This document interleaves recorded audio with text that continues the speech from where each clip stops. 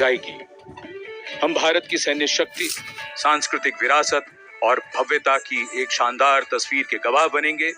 इस बार समारोह की विषय वस्तु विकसित भारत और भारत लोकतंत्र की जननी है। इस बार के समारोह में नारी शक्ति को केंद्र में रखा गया है। 75वां गणतंत्र दिवस समारोह, जिसमें माननीय राष्ट्रपति परेड की सलामी लेंगी। समारोह में हमारे मुख्य अतिथि फ्रांस के राष्ट्रपति हैं। Namaskar. From the cold climes but warm heart of Delhi, from these perfectly proportioned and gorgeously groomed vistas, and of course from every proud Indian to another fellow citizen, 75th Republic Day greetings. Today, as this mist-mingled morning dawns over Kartavya Path, let us come together from different parts of the country, from different areas, to celebrate as one, lest we forget that we belong to a land which has nourished the seed of civilization, and that we inhabit a country where culture, creativity, and camaraderie interweave to build nationhood. So today, as the tricolor umbrella of national sentiment brings us together, let each of us know and believe that we stand shoulder to shoulder as one, lest we forget. With a seating capacity of nearly 77,000, Kartavya Path today adorned with viewers from all parts of the country. गणतंत्र दिवस यानी हमारा सबसे महत्वपूर्ण राष्ट्रीय पर्व, इसका साक्षी बनने के लिए देश के कोने कोने से और विदेशों से भी मेहमान यहाँ पर मौजूद हैं। कर्तव्य पथ के दोनों ओर स्थित दर्शक दीर्घाओं में इस वर्ष की परेड बेहद खास है, क्योंकि लगभग 13,000 विशेष अतिथियों को आज की इस परेड को देखने के लिए विशेष तौर पर आमंत्रित किया गया है, जो देश के अलग अलग राज्यों और केंद्र शासित प्रदेशों से यहाँ पहुंचे हैं अपने परंपरागत परिधानों में। आज का भारत समृद्ध भारत है, सशक्त भारत है, विकसित भारत है, दुनिया की शीर्ष अर्थव्यवस्थाओं में शामिल हो रहा भारत है, हर क्षेत्र में आगे बढ़ रहा भारत है, संकल्प से सिद्धि की ओर अग्रसर। देश की इस गौरवमयी परंपरा का निर्वहन आज 75वें गणतंत्र दिवस पर मूर्त रूप ले रहा है, नारी शक्ति के उदय और प्रदर्शन के रूप में। Welcome to the grandest parade venue in the country on the most important day of a republic. In a few minutes, we will witness the grand spectacle of our country's military prowess, its scientific developments, glimpses of the rich cultural heritage, all on display. Each year, the parade showcases and celebrates our military might, our diversity in culture, language, and traditions, musical and dance traditions, our soldiers, our veterans, and our freedom fighters, many of whom are present here at this Kartavya Path. The theme of the Republic Day centers around India, mother of democracy, and Viksit Bharat, or developed India, a day of immense significance as we reaffirm the spirit of freedom. We underscore the sovereignty and self-governance bestowed on us through the Constitution.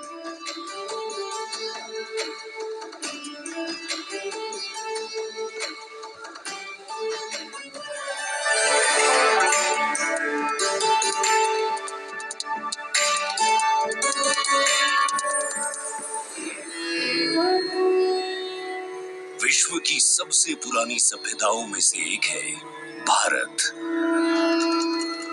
यहाँ बहुरंगी विविधता और समृद्ध सांस्कृतिक विरासत है। तमाम विशेषताओं के बीच यहाँ की अनूठी खासियत है यहाँ का गणतंत्र। भारतीय गणतंत्र सदियों पुरानी वो अमूल्य परंपरा है जिस पर हर किसी को गर्व है। वेदों से लेकर पौराणिक ग्रंथों में गणतंत्र का गौरवशाली उल्लेख है। बौद्ध काल की बात करें या फिर पाणिनि के अष्टाध्यायी और कौटिल्य के अर्थशास्त्र की, गणराज्यों के वैभव की चर्चा हर जगह है। करोड़ों देशवासियों की आस्था के प्रतीक गणतांत्रिक प्रणाली को स्वतंत्रता के बाद एक नया आयाम प्रदान किया गया। 26 जनवरी 1950 को धूमधाम से मनाए गए पहले गणतंत्र दिवस के बाद से गर्व और गौरव की ये यात्रा जारी है। भारतीय गणतंत्र का मूल है हमारा संविधान। ये देश की शासन व्यवस्था का आधार और पथ प्रदर्शक होने के साथ दुनिया की सर्वाधिक आबादी की अभिलाषाओं और आकांक्षाओं का प्रतीक है। ये देश की अनूठी सांस्कृतिक विविधताओं को भी पेश करता है। We, the people of India, having solemnly resolved to constitute India into a sovereign, socialist, secular, democratic republic. स्वतंत्रता के बाद जब संविधान बना तो उसमें देशवासियों को सशक्त बनाते हुए मौलिक अधिकार दिए गए। मौलिक अधिकारों में समता या समानता का अधिकार, स्वतंत्रता का अधिकार, शोषण के विरुद्ध अधिकार, धार्मिक स्वतंत्रता का अधिकार, संस्कृति एवं शिक्षा का अधिकार, संवैधानिक उपचारों का अधिकार शामिल है। मौलिक अधिकारों के साथ संविधान ने हमारे कर्तव्य भी बताए हैं। वर्तमान समय में हर देशवासी सही तरीके से अपने अधिकारों का इस्तेमाल करने के साथ कर्तव्यों के प्रति संकल्पित रहे, इसके लिए मौजूदा सरकार ने अनुकूल माहौल प्रदान किया है। आज के भारत में सभी के लिए न्याय और सम्मान है। सरकार की कोशिशों से लोग सशक्त हो रहे हैं। बेहतर वर्तमान के दम पर सुनहरे भविष्य के सपने को साकार करने की दिशा में कदम बढ़ा रहे हैं। करोड़ों आकांक्षाओं को साकार करते हुए ये राष्ट्र दुनिया भर में मिसाल कायम करते हुए नए भारत का निर्माण कर रहा है।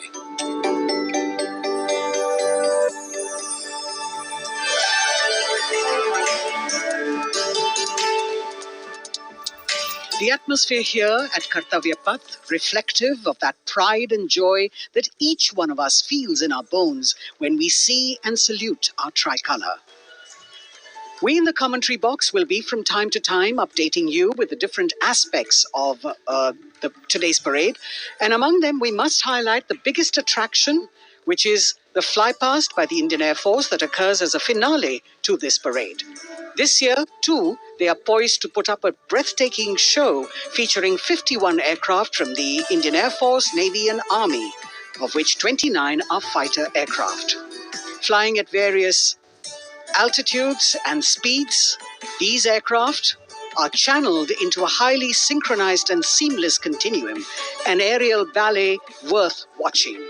The flypast, of course, as you know, is a huge and complex exercise involving several aircraft, hundreds of personnel, many air bases, and of course, precision in terms of time. 75वें गणतंत्र दिवस का राष्ट्रीय पर्व हर भारतीय के लिए गर्व और गौरव का अवसर है। गणतंत्र दिवस के इस पावन अवसर पर राष्ट्रीयता के रंगों से दमकता कर्तव्य पथ हजारों की संख्या में, जहां पर आम जनता 42,000 टिकट आम जनता के लिए उपलब्ध कराए गए हैं। और इस आकर्षक परेड में देश की समृद्ध सांस्कृतिक विरासत और उन्नत सामरिक शक्ति का अविस्मरणीय प्रदर्शन होता है और उसे पूर्णता प्रदान करता है भारतीय वायुसेना का फ्लाई पास्ट। इस वर्ष की परेड के आकर्षक फ्लाई पास्ट में 51 वायुयान भाग ले रहे हैं, जिसमें लड़ाकू विमान शामिल है, हेलीकॉप्टर शामिल है, परिवहन विमान भी शामिल है। देश की वायुसीमा की रक्षा के लिए सतत मुस्तैद भारतीय वायुसेना के कुशल पायलट्स लगातार उन्होंने कठिन अभ्यास किया है और आज आयोजित होने वाले फ्लाई पास्ट को वर्तमान स्वरूप प्रदान किया है।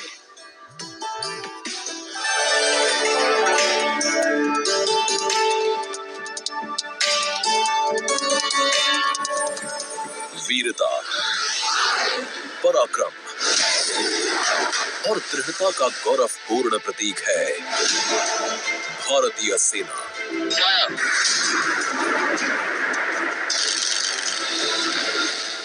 भारतीय सेना के शौर्य और अदम्य साहस के गौरवशाली प्रदर्शन को समेटे गणतंत्र दिवस पर होगा भव्य फ्लाई पास्ट। इस वर्ष फ्लाई पास्ट में वायुसेना के 29 लड़ाकू विमान, 8 मालवाहक विमान, 13 हेलीकॉप्टर और एक धरोहर विमान सहित कुल 51 एयरक्राफ्ट दिखाएंगे आकाश में साहसिक करतब।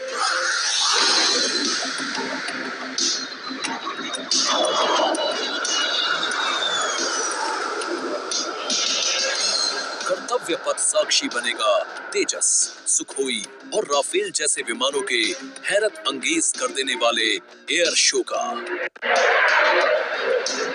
इस फ्लाई पास्ट में भरी जाने वाली हर एक उड़ान की होगी एक खास थीम जो देगी विशेष संदेश। सबसे पहले आकाश में दिखेगा ध्वज फॉर्मेशन।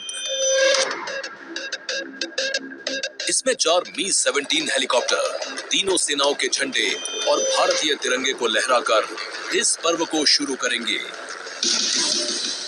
इसके बाद बारी होगी रुद्र की। इसमें 4 advanced light helicopter diamond formation के जरिए पेश करेंगे असाधारण करतब।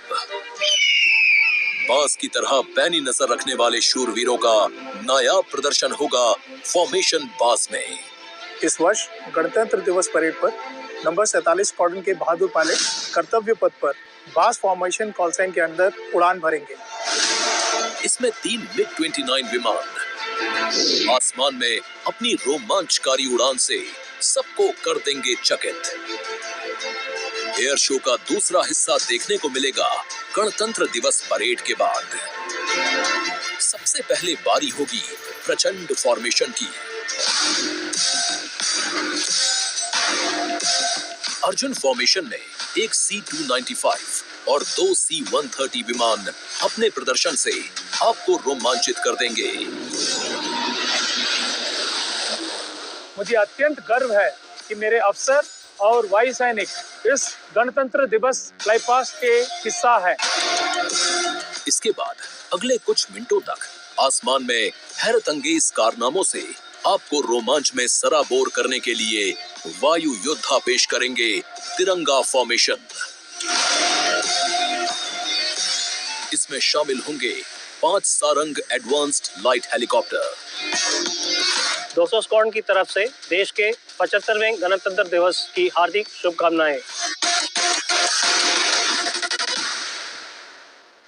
इसके बाद 2 सुखोई 30 और एक Boeing E-7 airborne early warning and control system करतब दिखाने के साथ ही अपनी ताकत का प्रदर्शन करेंगे नेत्र फॉर्मेशन में। I will be flying in Su-30 MKI aircraft alongside the Embraer aircraft in Netra formation. Varun formation में नौसेना के long range patrolling aircraft P-8I 2 Sukhoi 30 विमानों के साथ उड़ान भरेंगे। ये मेल अपने आप में शानदार होगा। I will be flying in Varuna formation along with P-8I in Su-30 MKI aircraft. जोश अपने चरम पर होगा जब वायु सैन्य शक्ति में इजाफा करने वाले एक C-17 विमान और 2 सुखोई 30 मिलकर बनाएंगे Bhim formation. I'll be flying with C-17 as Bhim formation in the Republic Day fly past. आकाश में नजरें टिक जाएंगी जब 4 तेजस विमान डायमंड शेप में प्रस्तुत करेंगे फॉर्मेशन तेजस। गणतंत्र दिवस के इस अवसर पर हम 4 तेजस विमान डायमंड फॉर्मेशन में उड़ाएंगे, जिसमें कि 3 विमान विक फॉर्मेशन में होंगे और चौथा विमान सामने वाले विमान के बिल्कुल पीछे और नीचे रहेगा।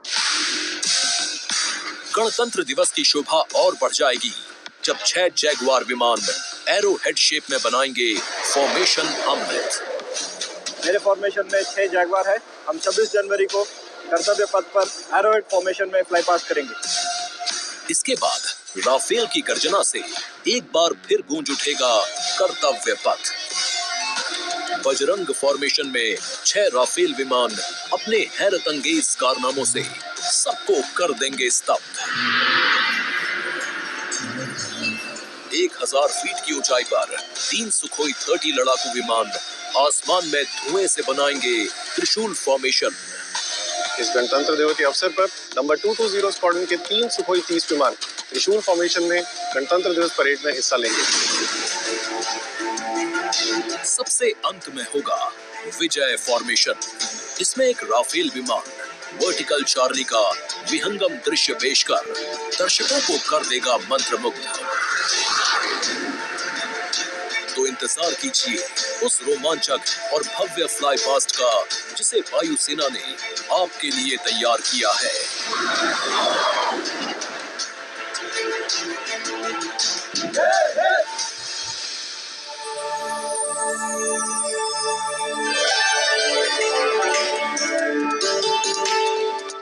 भारतीय वायुसेना भारत का गौरव, और यहाँ कर्तव्य पथ पर इस बार सजावट कुछ विशेष है।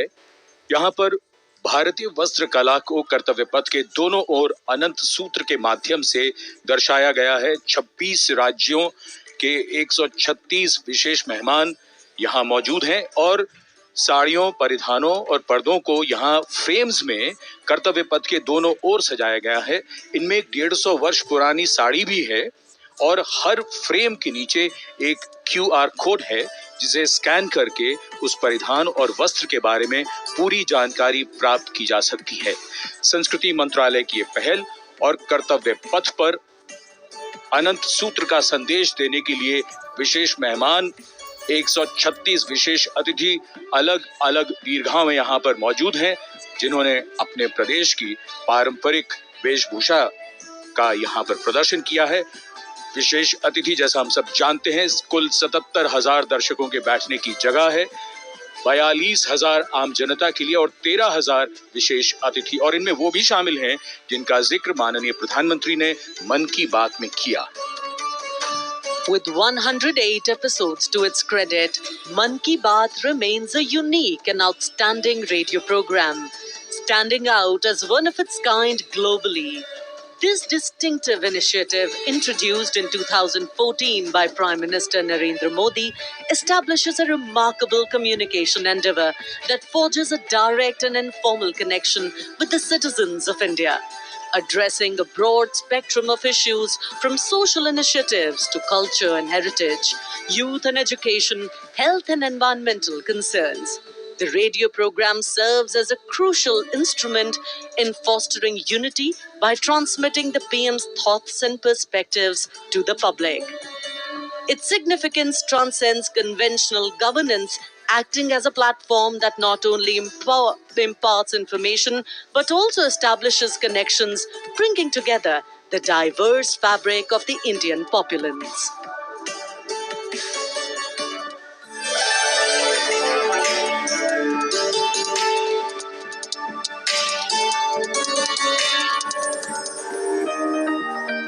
मेरे प्यारे देशवासियों, नमस्कार।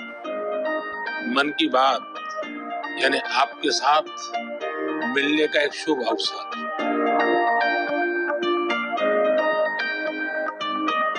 मन की बात यानी माननीय प्रधानमंत्री श्री नरेंद्र मोदी से जन जन की बात। 3 अक्टूबर 2014 को मन की बात कार्यक्रम की पहली कड़ी का प्रसारण हुआ। तब से लेकर आज तक ये कार्यक्रम हर महीने के आखिरी रविवार को सुबह 11 बजे प्रसारित होता रहा है। सियावर रामचंद्र की जय। मेरे प्यारे देशवासियों, मैं नासिक धाम पंचवटी से कर रहा हूँ। पंचवटी वो पावन धरा है जहां प्रभु श्री राम ने काफी समय बिताया था।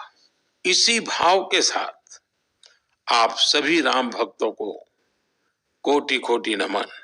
जय सिया राम। राजनीति से अलग हटकर ये कार्यक्रम जन भावनाओं से प्रेरित होता है।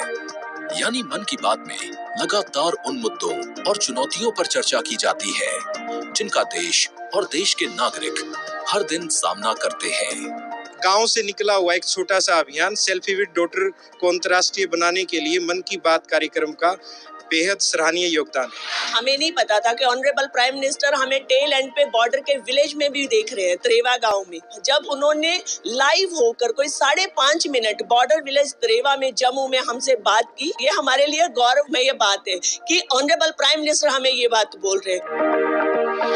लगभग हर स्तर पर मन की बात कार्यक्रम ने सकारात्मकता की भावना के माध्यम से परिवर्तनकारी भूमिका निभाई है और कहीं न कहीं नकारात्मक दृष्टिकोण को सिरे से नकार दिया है। संभवतः इस कार्यक्रम की सबसे खास एवं रोचक बात ये रही है कि ये देश के 100 करोड़ से भी ज्यादा नागरिकों के बीच संचार के बेहद लोकप्रिय और सर्वसुलभ माध्यम यानी रेडियो के जरिए एक दूसरे से जुड़ने का साधन बन चुका है। वोकल फॉर लोकल का ये अभियान पूरे देश की अर्थव्यवस्था को मजबूती देता है। माननीय प्रधानमंत्री श्री नरेंद्र मोदी ने 23 अप्रैल 2023 को प्रसारित मन की बात कार्यक्रम के 100वें एपिसोड को ऐतिहासिक बताते हुए देशवासियों को बधाई दी थी और सभी को धन्यवाद भी दिया। आपने मुझे मन की बात के 100वें एपिसोड पर बधाई दी है, लेकिन मैं सच्चे दिल से कहता हूं, दरअसल बधाई के पात्र तो आप सभी मन की बात के श्रोता हैं, हमारे देशवासी हैं। इस लोकप्रिय कार्यक्रम को देश के 100 करोड़ लोग कम से कम एक बार सुन चुके हैं और 23 करोड़ लोग नियमित रूप से मन की बात सुनते हैं। 22 भारतीय भाषाओं और 29 बोलियों के अलावा मन की बात का प्रसारण 11 विदेशी भाषाओं में भी होता है। आकाशवाणी के 500 से अधिक केंद्रों के माध्यम से मन की बात कार्यक्रम देश के लगभग 90% भौगोलिक क्षेत्र और 98% जनसंख्या तक पहुंचता रहा है। राष्ट्र निर्माण में जब सबका साथ होता है, तभी सबका विकास भी हो पाता है। 27 जनवरी 2015 को अमेरिका के तत्कालीन राष्ट्रपति श्री बराक ओबामा भी प्रधानमंत्री श्री नरेंद्र मोदी के साथ इस कार्यक्रम में शामिल हुए थे।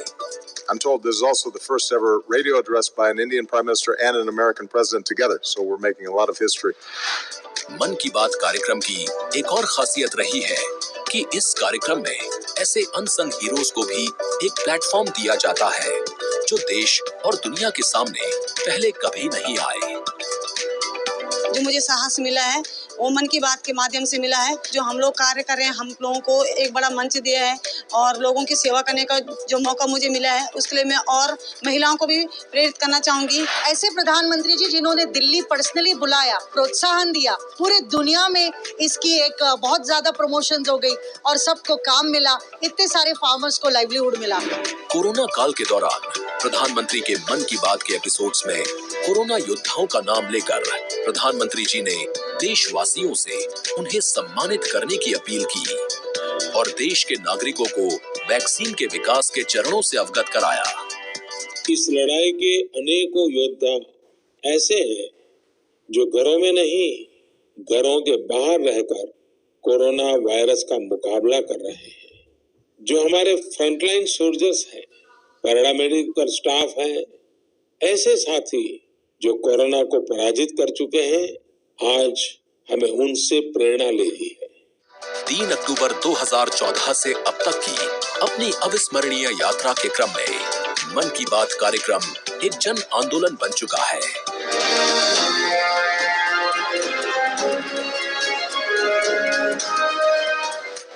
मन की बात का पावन संकल्प है विकसित, खुशहाल और प्रगतिशील Bharat.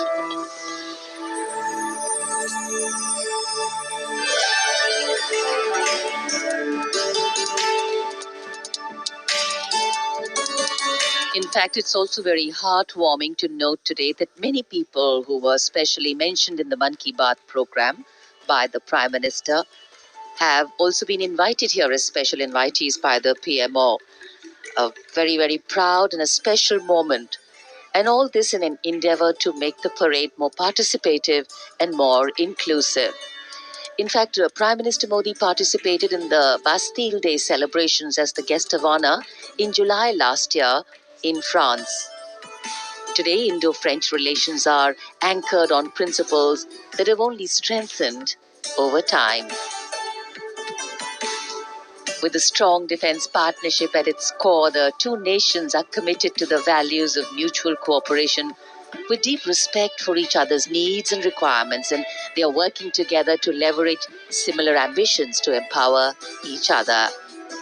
Two important nations, one in Europe and the other in Asia, with a similar conception of the world, demonstrate once again today that there is a much better chance of creating a multipolar world with cooperation and collaboration, as India warmly welcomes President Emmanuel Macron as the chief guest for its 75th Republic Day celebrations. गणतंत्र दिवस समारोहों के दौरान विदेशी अतिथियों के इस राष्ट्रीय पर्व में आयोजन में भाग लेने की विशिष्ट परंपरा रही है। 26 जनवरी 1950 को इरविन स्टेडियम पर आयोजित पहले गणतंत्र दिवस समारोह में इंडोनेशिया के राष्ट्रपति डॉक्टर सुकर्णो मुख्य अतिथि थे और यह परंपरा आज भी 75वें गणतंत्र दिवस पर निर्बाध रूप से जारी है। इस बार के हमारे खास मेहमान हैं फ्रांस के राष्ट्रपति श्री इमैनुअल मैक्रों। भारत और फ्रांस एक और खास बात है, इस वर्ष रणनीतिक साझेदारी की रजत जयंती मना रहे हैं। कुल मिलाकर ये छठा मौका है जब फ्रांस के नेता मुख्य अतिथि के तौर पर गणतंत्र दिवस समारोह का हिस्सा बन रहे हैं। और एक और खास बात है कि भारत और फ्रांस आपसी सहयोग से और स्वतंत्र रूप से भी बदलते वैश्विक परिदृश्य में अहम भूमिकाएं निभाते आए हैं।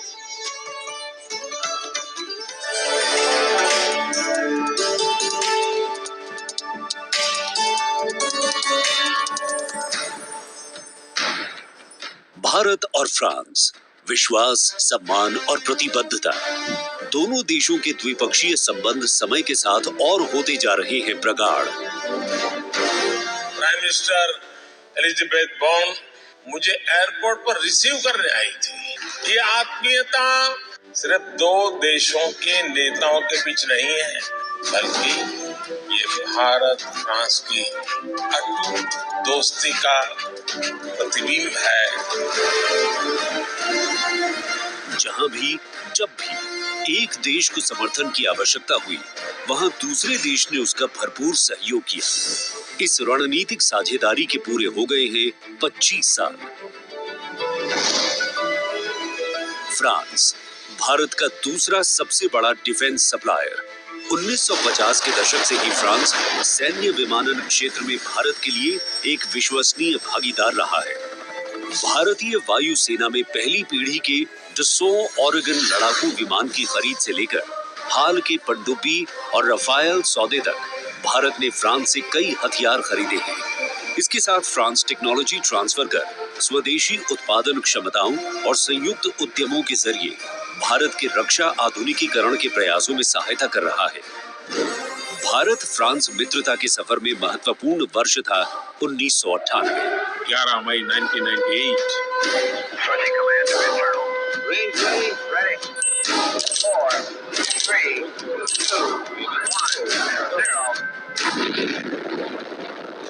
जब भारत ने एशिया में उभरती हुई महाशक्ति के रूप में परमाणु परीक्षण किया, तब तत्कालीन फ्रांसीसी राष्ट्रपति जैक शिराक ने भारत का साथ दिया।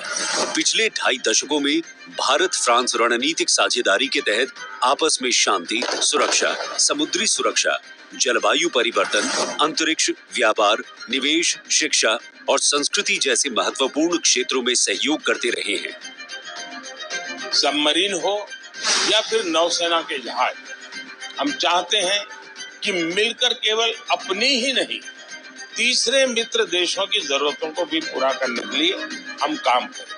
भारत और फ्रांस की विदेश नीति लगभग एक सी है।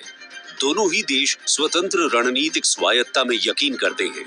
सुरक्षा परिषद का स्थायी सदस्य होने की वजह से फ्रांस ने काउंटर टेररिज्म, आतंकियों पर लगाम लगाने और मिसाइल कंट्रोल रेजीम में भारत का साथ दिया है।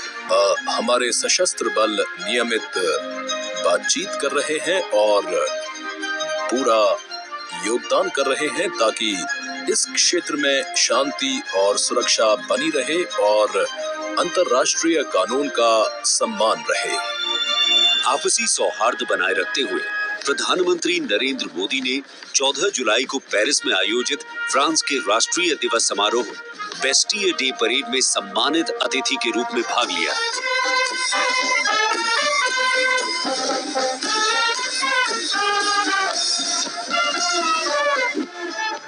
वहीं इमैनुअल मैक्रों ने सितंबर में नई दिल्ली में आयोजित G20 शिखर सम्मेलन में भाग लिया। भारत कहता है वसुधैव कुटुंबकम, यानी पूरा विश्व एक परिवार है।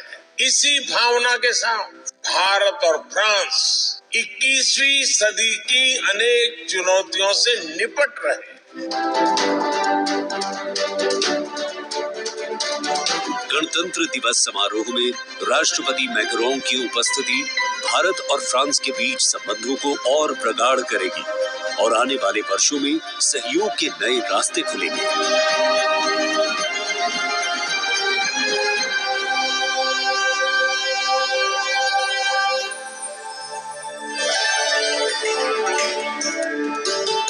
It is a well-established fact that women play an integral part in any society. It is through the empowerment of women that societies can ensure their growth as well, and the government of India has been focused on promoting Nari Shakti in the country. It is committed to improve women's lives and remove any bottlenecks that come in the way of their progress. During the last 9 years, the central government has launched numerous welfare schemes aimed to empower women and make them lead India's development journey. This year, in addition to larger participation of women in the parade, we also have special invitees from various sectors of industry, manufacturing sector, maintenance workers, women space scientists, and many more. Around 13,000 special invitees of the Prime Minister being given the pride of place, making the whole event inclusive, participative, and truly democratic. A republic that is by the people, for the people, and of the people. कर्तव्य पथ पर विशेष मेहमानों को आमंत्रित किया गया है, जिसमें सुनिश्चित किया गया है कि हर वर्ग की भागीदारी इस समारोह में हो। बहुत ही खास गणतंत्र दिवस समारोह, इसका थीम है विकसित भारत और भारत लोकतंत्र की जननी। साथ ही इस बार पूरा समारोह नारी शक्ति पर केंद्रित। इस बार आधी आबादी की पूरी भागीदारी सुनिश्चित की गई है। अलग अलग दीर्घाओं में पारंपरिक वेशभूषा में यहाँ पर विशेष अतिथि। इस बार राष्ट्रीय गान के बाद पहली बार परेड की शुरुआत में 100 महिला कलाकार अपनी मौजूदगी का परचम कर्तव्य पथ पर लहराएंगी। ये बदलता भारत है, यहाँ अब महिला अबला नहीं, शक्ति है। ये आज की नारी है, नारी तू नारायणी।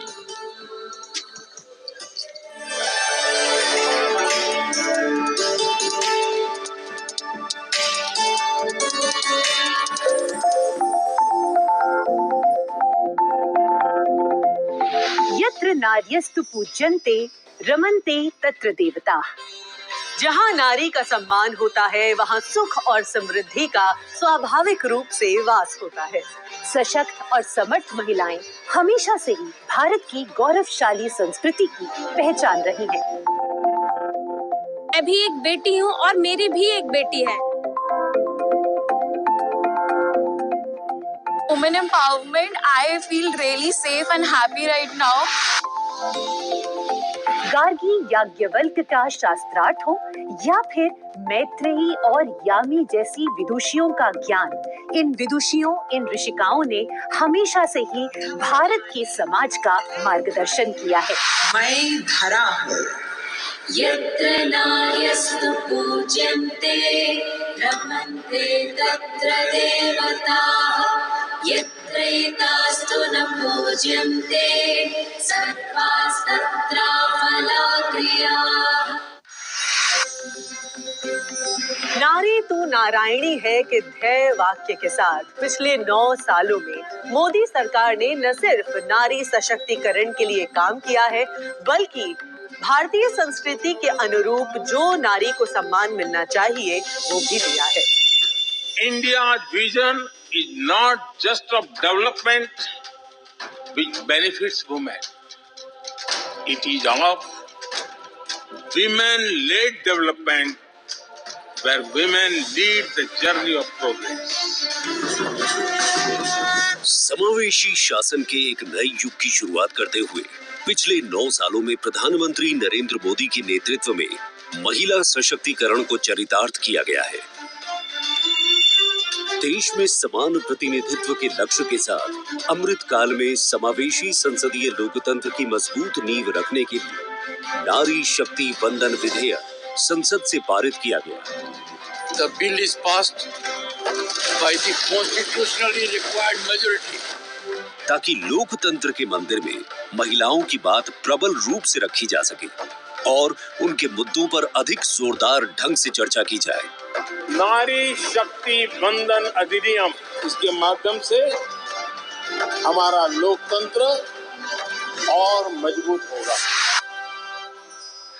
मुस्लिम महिलाओं को 3 तलाक के दंश से छुटकारा दिलाने की आवाज लंबे समय से उठती रही थी, लेकिन दूसरी बार सत्ता में आने के तत्काल बाद पीएम नरेंद्र मोदी की सरकार ने राजनीतिक इच्छा शक्ति दिखाई और मुस्लिम महिलाओं को ट्रिपल तलाक के दंश से छुटकारा दिलाने का काम किया।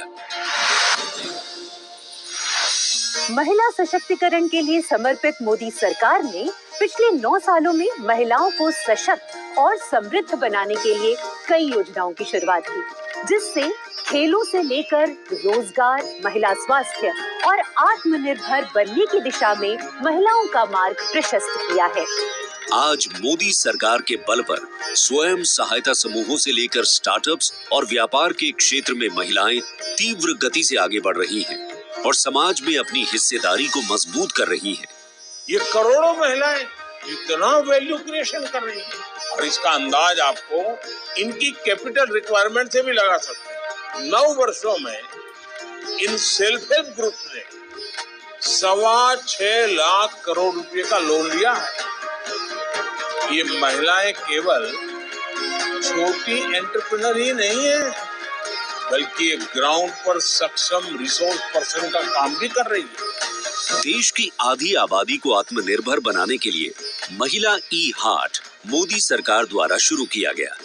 महिला उद्यमियों को समर्पित ऐसा ऑनलाइन मार्केटिंग प्लेटफॉर्म है जिस पर आज 2.2 लाख से अधिक महिलाएं विक्रेता के रूप में पंजीकृत हैं। साथ ही मुद्रा योजना के द्वारा महिलाएं अपने बल पर उद्यमी बन रही हैं।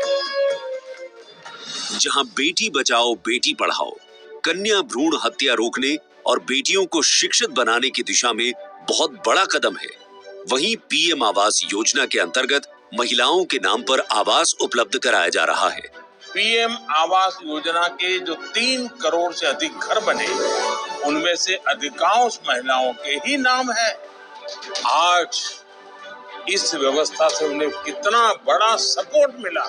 पीएम आवास ने महिलाओं को घर से आर्थिक फैसलों में एक नई आवाज दी है।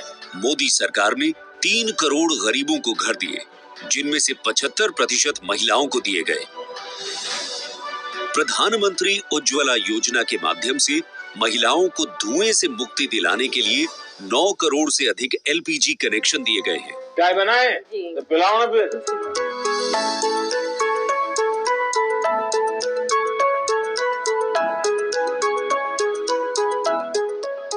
बहुत मीठी चाय पीते हैं आप? हमसे मीठी हो ही जाती, मालूम नहीं कैसे। और स्वच्छ भारत मिशन के अंतर्गत महिलाओं को खुले में शौच से मुक्ति दिलाने के लिए 11 करोड़ से अधिक शौचालयों का निर्माण किया गया है, ताकि महिलाओं को सम्मान और सुरक्षित जीवन मिले। 80 करोड़ गरीबों को मिलने वाले खाद्यान्न से भी सबसे बड़ी राहत महिलाओं को मिली। मोदी सरकार द्वारा 11 करोड़ जल आपूर्ति कनेक्शन और 50 करोड़ लाभार्थियों को स्वास्थ्य बीमा प्रदान करने से भी सबसे बड़ा लाभ महिलाओं को मिला। साथ ही मातृत्व अवकाश, मातृत्व लाभ के तहत महिलाओं के लिए वेतन के साथ मातृत्व अवकाश की अवधि 12 हफ्ते से बढ़ाकर 26 हफ्ते की गई है। यही नहीं, मोदी सरकार के आने के बाद सुरक्षा बलों में महिलाओं की हिस्सेदारी लगातार बेहतर की जा रही है। डिफेंस में महिलाओं को स्थायी कमीशन देना हो या पहली बार आर्टिलरी रेजिमेंट में महिला अफसरों को शामिल करना हो, सियाचिन ग्लेशियर जैसे सबसे ऊंचे युद्ध क्षेत्र में महिला अफसर की तैनाती हो या सैनिक स्कूलों में बेटियों के दाखिले की पहल हो, ये सब इन 9 सालों में संभव हो पाया है। I feel very happy and motivated as a woman. चाहे वो रिक्शा हो या हवाई जहाज, हर चीज लड़कियां चला रही हैं। नारी का सम्मान, देश का सम्मान। नारी का सम्मान, देश का सम्मान। सेवा, सुशासन और गरीब कल्याण के 9 सालों में मोदी सरकार ने सुकन्या समृद्धि योजना से लेकर वोकल फॉर लोकल तक ऐसी कई योजनाओं की शुरुआत की है जिनकी वजह से महिलाओं के जीवन में आ गई है खुशहाली। उनके सपनों को मिल गए हैं पंख और वो हो गई हैं आत्मनिर्भर। आत्मनिर्भरता, आत्मविश्वास और सामाजिक सक्रियता के साथ कदम से कदम बढ़ाते हुए कर्तव्य पथ पर चलते हुए देश के सर्वांगीण विकास में हम महिलाएं पग पग पर साथ है, ये हमारी गारंटी है। जय हिंद, जय भारत।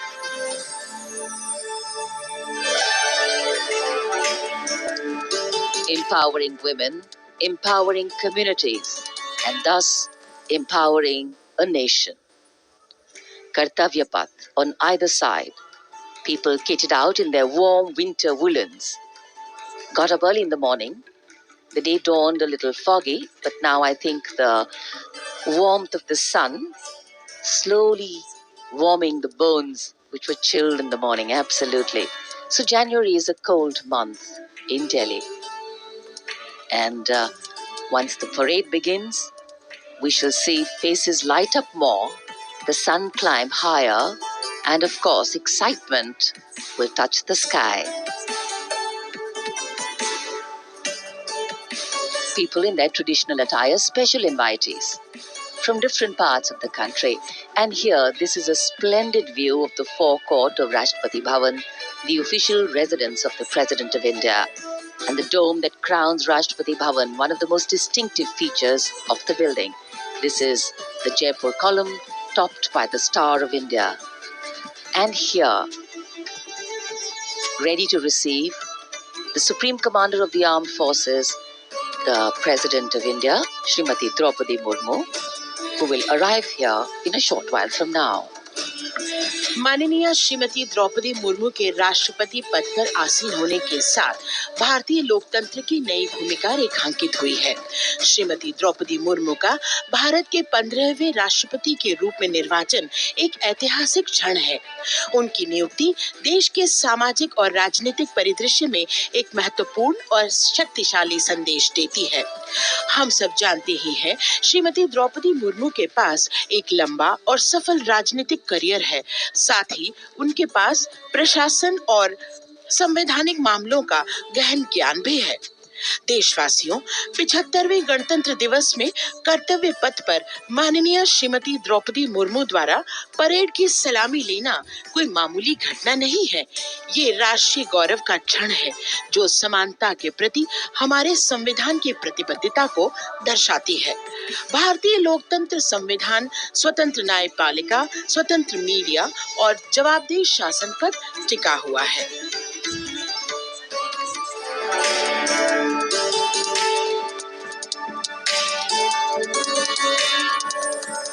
भारत एक राष्ट्र, एक उम्मीद, यह इन सबसे बढ़कर 140 करोड़ आबादी के देश प्रेम का जज्बा।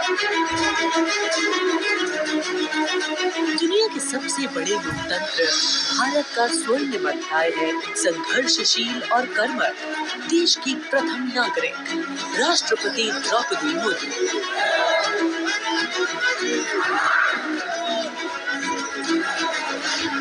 मैं आप सभी को कहना चाहूंगी, महिला होना अथवा आदिवासी समाज में जन्म लेना कोई बुराई नहीं है। अपने निजी जीवन की चुनौतियों को दरकिनार कर राय से नाहिल तक का उनका सफर बेमिसाल संघर्ष और अदम्य जज्बे की कहानी है। अभाव में गुजरा बचपन, युवा काल का संघर्ष, व्यक्तिगत जीवन के उतार चढ़ाव, सार्वजनिक जीवन की सादगी और बेदाग छवि, यही है बहुआयामी प्रतिभा की धनी द्रौपदी मुर्मू का व्यक्तित्व। उन्होंने जनता और समाज से जुड़कर लोगों के बीच एक अलग पहचान बनाई है। साल 1979 में भुवनेश्वर के रमा देवी महिला कॉलेज से स्नातक करने वाली द्रौपदी मुर्मू ने अपने पेशेवर करियर की शुरुआत ओडिशा सरकार के सिंचाई विभाग में क्लर्क की नौकरी से की। क्लर्क की नौकरी छोड़ने के बाद उन्होंने राय रंगपुर में एक शिक्षक के तौर पर भी काम किया। क्या करना चाहती हो? टीचर। टीचर मतलब क्या होता है जानती हो? देश को बनाने वाला, आईएएस ऑफिसर को बनाने वाला, आईपीएस को बनाने वाला, इंजीनियर को बनाने वाला। टीचर जो होते हैं तो बनाने वाला। जनता के बीच वो देखते ही देखते लोकप्रिय होने लगी। साल 1997 में द्रौपदी मुर्मू पहली बार रायरंगपुर नगर पंचायत में वार्ड पार्षद बनी। इसके बाद वो नगर पंचायत की उपाध्यक्ष भी बनाई गई। फिर वो राजनीति में लगातार आगे बढ़ती चली गई। पहली बार सन 2000 में विधायक बनने के बाद द्रौपदी मुर्मू ने साल 2000 से 2004 तक नवीन पटनायक के मंत्रिमंडल में स्वतंत्र प्रभार राज्य मंत्री के तौर पर भी काम किया। द्रौपदी मुर्मू को ओडिशा में सर्वश्रेष्ठ विधायकों को मिलने वाला पंडित नीलकंठ दास पुरस्कार से भी नवाजा गया। द्रौपदी मुर्मू को साल 2015 में झारखंड का राज्यपाल बनाया गया। मैं आपको कितना चाहूंगी, ये केवल मैं ओडिशा के तो हूँ, लेकिन झारखंड के खून मेरे शरीर में बहता, इसीलिए ये भी मेरा सौभाग्य है कि मुझे इसी धरती का राज्यपाल बनाया गया है। आज मैं ये अपने धरती का मेहमान बन के आपके सामने उपस्थित हूँ।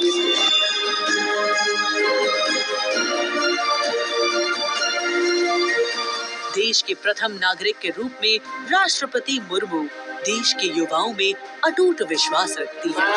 ये तो चंद्रयान है ना, वाह, वेरी गुड। और उनसे मातृभूमि के प्रति समाज के उत्थान और राष्ट्र के निर्माण में योगदान देने के लिए बार बार आह्वान करती है। राष्ट्रपति द्रौपदी मुर्मू की जिंदगी पहले ही किसी प्रेरणादायक जीवन से कम नहीं है, लेकिन इसमें और चार चांद लगाते हैं उनके कुछ साहसी कदम। उन्होंने असम के तेजपुर एयर स्टेशन पर सुखोई फाइटर जेट में एक ऐतिहासिक उड़ान भरी। एक सॉर्टी फाइटर जेट में उड़ान भरने वाली वे तीसरी राष्ट्रपति हैं। द्रौपदी मुर्मू दुनिया की हर उस स्त्री के लिए शक्ति और प्रेरणा का स्वरूप हैं, जो समाज की हर बड़ी से बड़ी चुनौती का सामना करके खुद के दम पर अपनी पहचान बनाने का विश्वास रखती है।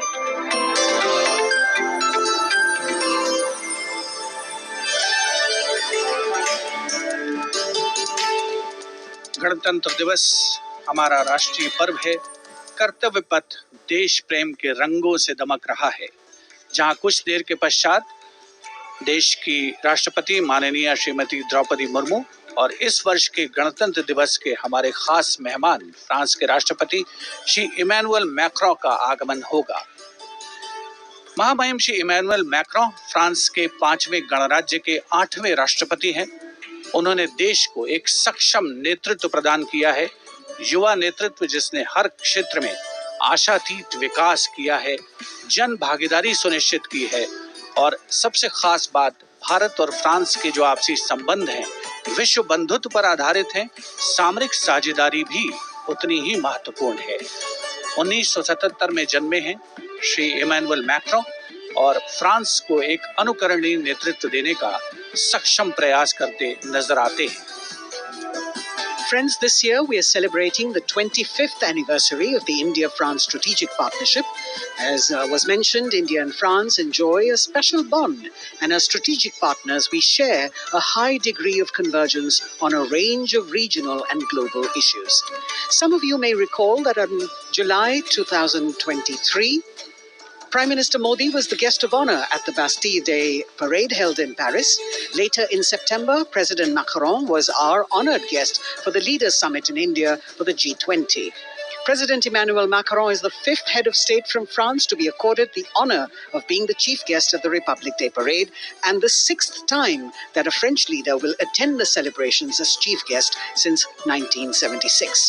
He has a close relationship with Prime Minister Modi, and France has emerged as one of India's closest partners in Europe. We now would like to learn a little more about this year's Republic Day parade. Chief guest, President Emmanuel Macron.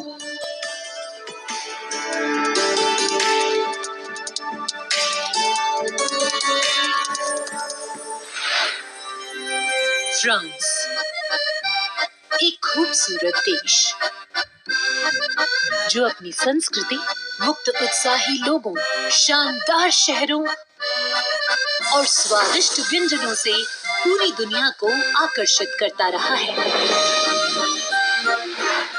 Bharat और France के बीच संबंध परंपरागत रूप से घनिष्ठ रहे हैं और पिछले कुछ वर्षों में माननीय प्रधानमंत्री नरेंद्र मोदी और फ्रांस के माननीय राष्ट्रपति इमैनुअल मैक्रों की अध्यक्षता में दोनों देशों के दशकों पुराने रिश्ते को एक नई ऊर्जा मिली है।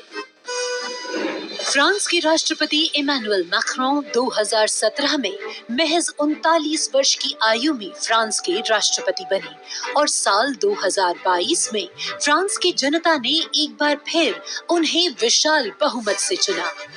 Et nous allons gagner! Vive la République! Vive la France! France के आमिया में जन्मे इमैनुअल मैक्रों ने यूनिवर्सिटी पारी नॉन्तेर में फिलोसफी की पढ़ाई की और फिर फ्रांस के प्रतिष्ठित एकोल नेशनल d'administration में वरिष्ठ सिविल सेवा के लिए प्रशिक्षण लिया। राजनीति से पहले मैक्रों ने एक इन्वेस्टमेंट बैंकर के रूप में काम किया और वित्तीय क्षेत्र में उनके अनुभव ने उनके राजनीतिक करियर के लिए एक अनूठी पृष्ठभूमि प्रदान की। अपने राजनीतिक सफर की शुरुआत में मैक्रों ने विभिन्न मंत्रियों के सलाहकार के रूप में काम किया और फिर वर्ष 2012 में तत्कालीन राष्ट्रपति फ्रांसवा ओलांद ने मैक्रों को उप महासचिव के रूप में नियुक्त किया। इसके बाद वर्ष 2014 में मैक्रों अर्थव्यवस्था, उद्योग और डिजिटल मामलों के मंत्री बने और अपने इस कार्यकाल में उन्होंने कई बिजनेस फ्रेंडली इनिशिएटिव्स की शुरुआत की। मैक्रों की राजनीतिक यात्रा का सबसे बड़ा मोड़ तब आया जब उन्होंने साल 2014 में आमिया में एक नई पार्टी En Marche की स्थापना की। मैक्रों के दल को वामपंथियों से लेकर केंद्रवादियों और केंद्र दक्षिणपंथी राजनेताओं और दलों का समर्थन मिला। जब हम अपना मूवमेंट देखते हैं तो मैं जानता हूं कि हम सफल होंगे। हाँ, हम सफल होंगे फ्रांस और फ्रेंच लोगों को यूनिफाई करने में और स्वीकार कराने में। और फिर आया वो ऐतिहासिक पल जब मैक्रों ने अपनी प्रतिद्वंद्वी मारीन ला पेन को भारी बहुमत से हराकर वर्ष 2017 का राष्ट्रपति चुनाव जीता।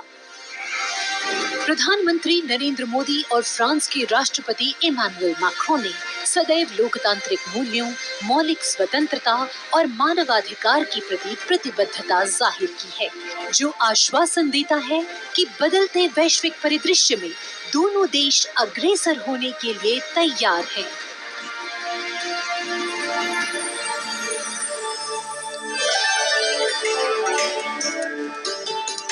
Kartavya Path today, preening beautifully prettified. The Central Public Works Department, the CPWD, has played an instrumental role, and this is the area opposite the saluting base, all done up in flowers, adorning this space, adding a glow of their own. In fact, many agencies have come together to make sure that history, tradition, and ceremonial protocol all get context for this celebration, anchoring the present in a stability that was weathered many storms.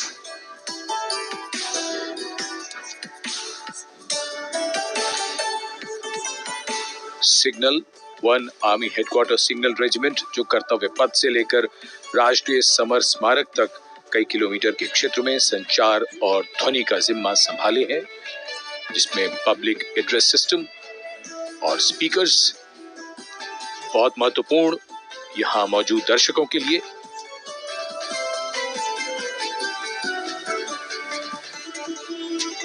In fact, the exceptional quality of sound that you can hear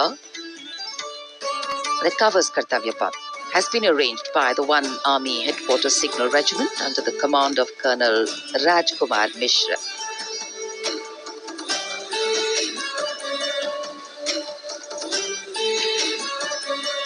माननीय राष्ट्रपति के आगमन पर राष्ट्रगान के समय 21 तोपों की सलामी लेफ्टिनेंट कर्नल विकास कुमार के नेतृत्व में दी जाएगी।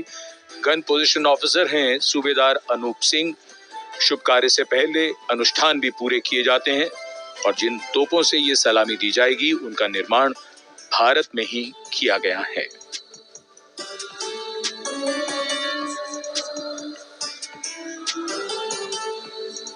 In fact, a lot of preparation, training, and rehearsals go into ensuring that everything works like clockwork.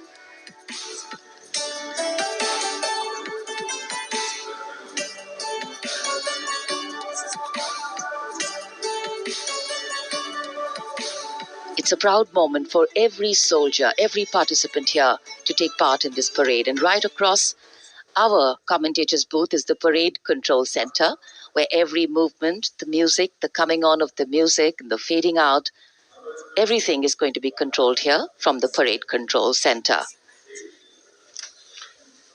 कई एजेंसियां मिलकर पूरे समन्वय के साथ काम करती हैं और फिर इस विशाल और भव्य समारोह का खूबसूरत आयोजन होता है। इधर दूरदर्शन ने आप तक उत्तम प्रसारण पहुंचाने के लिए कैसे कैसे इंतजाम किए हैं, आइए देखते हैं।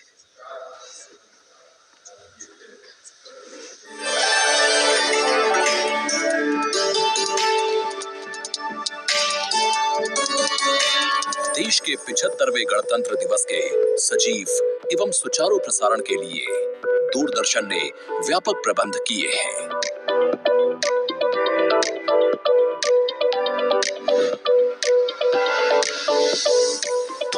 राष्ट्रपति भवन, ऐतिहासिक कर्तव्य पथ, इंडिया गेट एवं नेशनल वॉर मेमोरियल से प्रसारण की गुणवत्ता सुनिश्चित करने के लिए लगभग 60 अत्याधुनिक हाई डेफिनेशन कैमरे इस्तेमाल किए जा रहे हैं।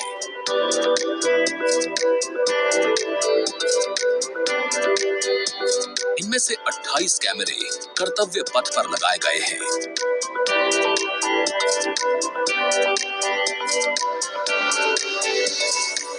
जिनसे गणतंत्र दिवस की भव्य परेड का विस्तृत विवरण उपलब्ध होगा। 15 हाई डेफिनेशन कैमरे इंडिया गेट पर और 12 HD कैमरे राष्ट्रपति भवन पर लगाए गए हैं।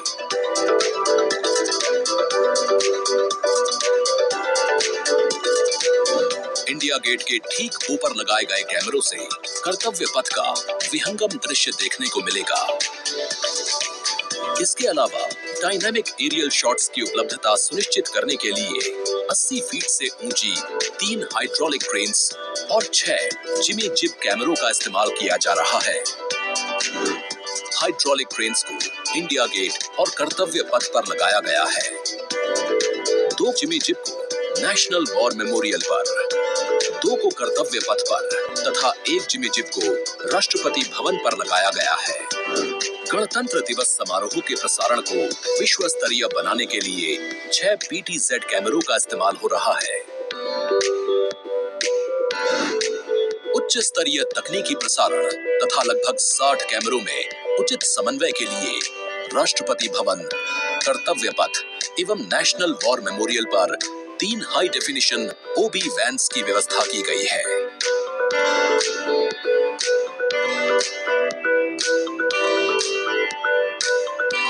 स्पष्ट ऑडियो सिग्नल्स एवं परेड में भाग ले रहे विभिन्न मार्चिंग दस्तों के कमांड सुचारू रूप से दर्शकों तक पहुंचाने के लिए विशेष डायनामिक माइक्रोफोन्स का इस्तेमाल किया जा रहा है।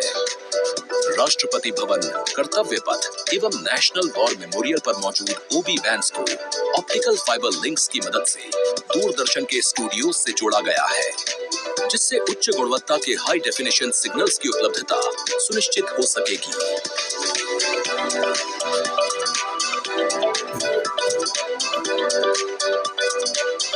देश के 75वें गणतंत्र दिवस के गौरवपूर्ण समारोह के प्रसारण को यादगार बनाने के लिए दूरदर्शन के अधिकारी एवं कर्मचारी पिछले लगभग 3 महीने से विभिन्न संस्थाओं के सहयोग से काम कर रहे हैं।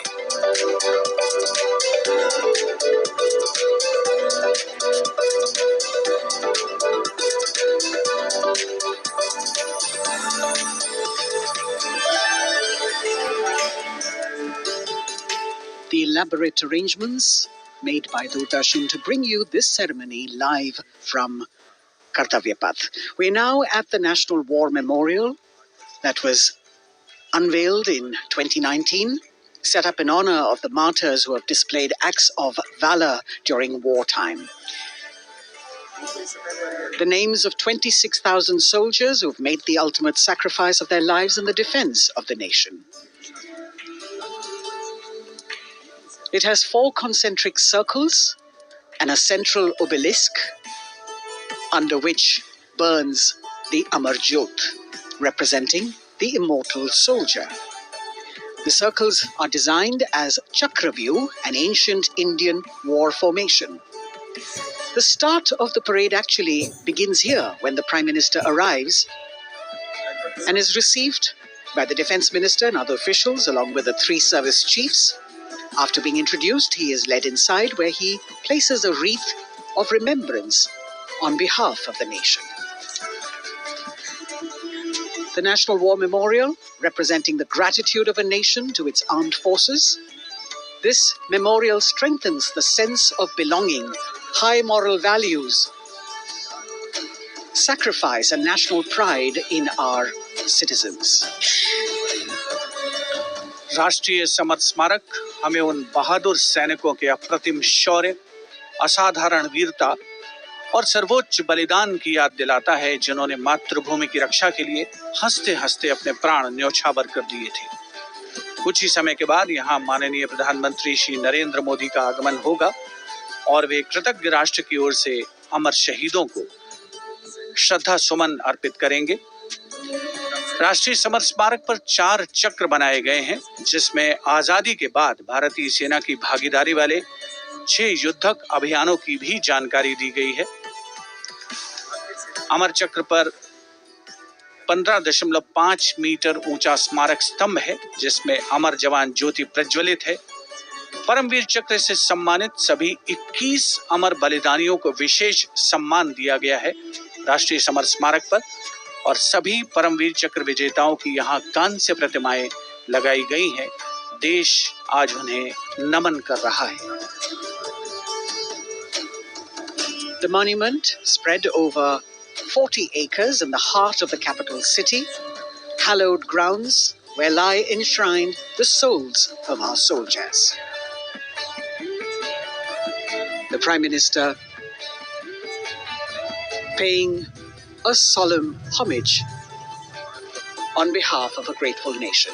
And you saw those shots taken by the special positioned cameras of Doordarshan, some atop India Gate, as it looks onto the National War Memorial. And there you can see the obelisk with the eternal flame, very solemnly dressed for the occasion.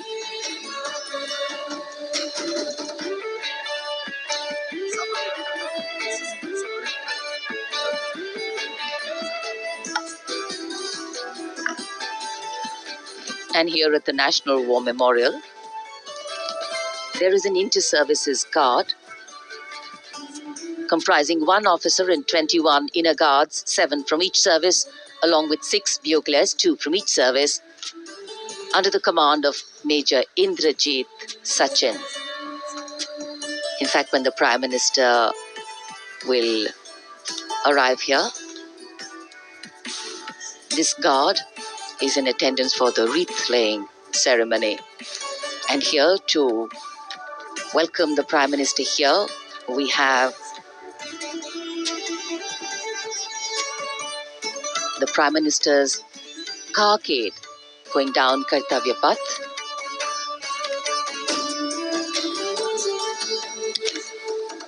And standing there ready to receive him, we have the Raksha Mantri Shri Rajnath Singh, the Chief of Defence Staff General Anil Chauhan, Raksha Rajya Mantri Shri Ajay Bhatt, Chief of Army Staff General Manoj Pandey, Chief of Naval Staff Admiral Radhakrishnan Hari Kumar, and the Chief of Air Staff Air Chief Marshal Vivek Ram Chaudhary.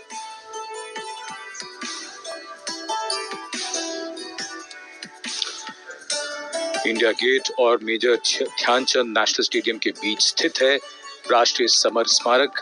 इसे सन 2019 में प्रधानमंत्री मोदी ने राष्ट्र को समर्पित किया था।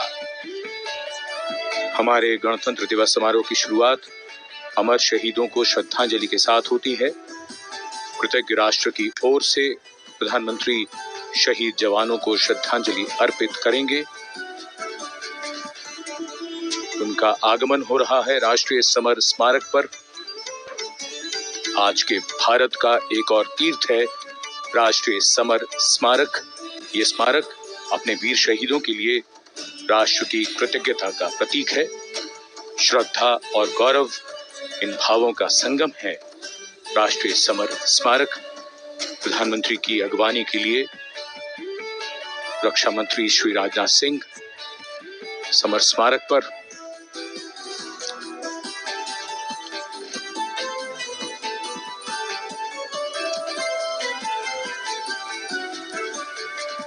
आगमन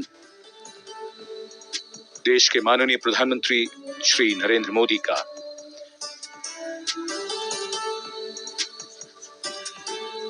रक्षा मंत्री, रक्षा राज्य मंत्री, रक्षा सचिव और तीनों सेनाओं के अध्यक्षों से मिलते हुए और राष्ट्रीय समर स्मारक की ओर धीरे धीरे प्रस्थान करते हुए माननीय प्रधानमंत्री।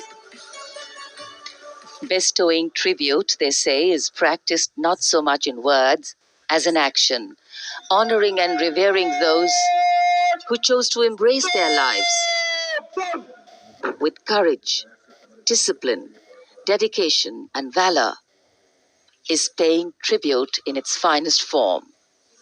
Death may not be a choice, but sacrificing one's life for the country definitely is, and that's why it deserves our deepest gratitude. The Prime Minister will now lead the nation in paying homage to the immortal soldier by laying a wreath at the memorial.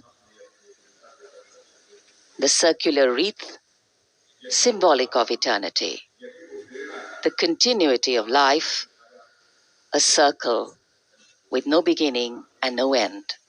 The evergreens used in the wreath signifying everlasting life. The wreath laying will be followed by 2 minutes of silence to honor and venerate our immortal soldiers, those for whom the nation's safety and protection and integrity came first, always and every time.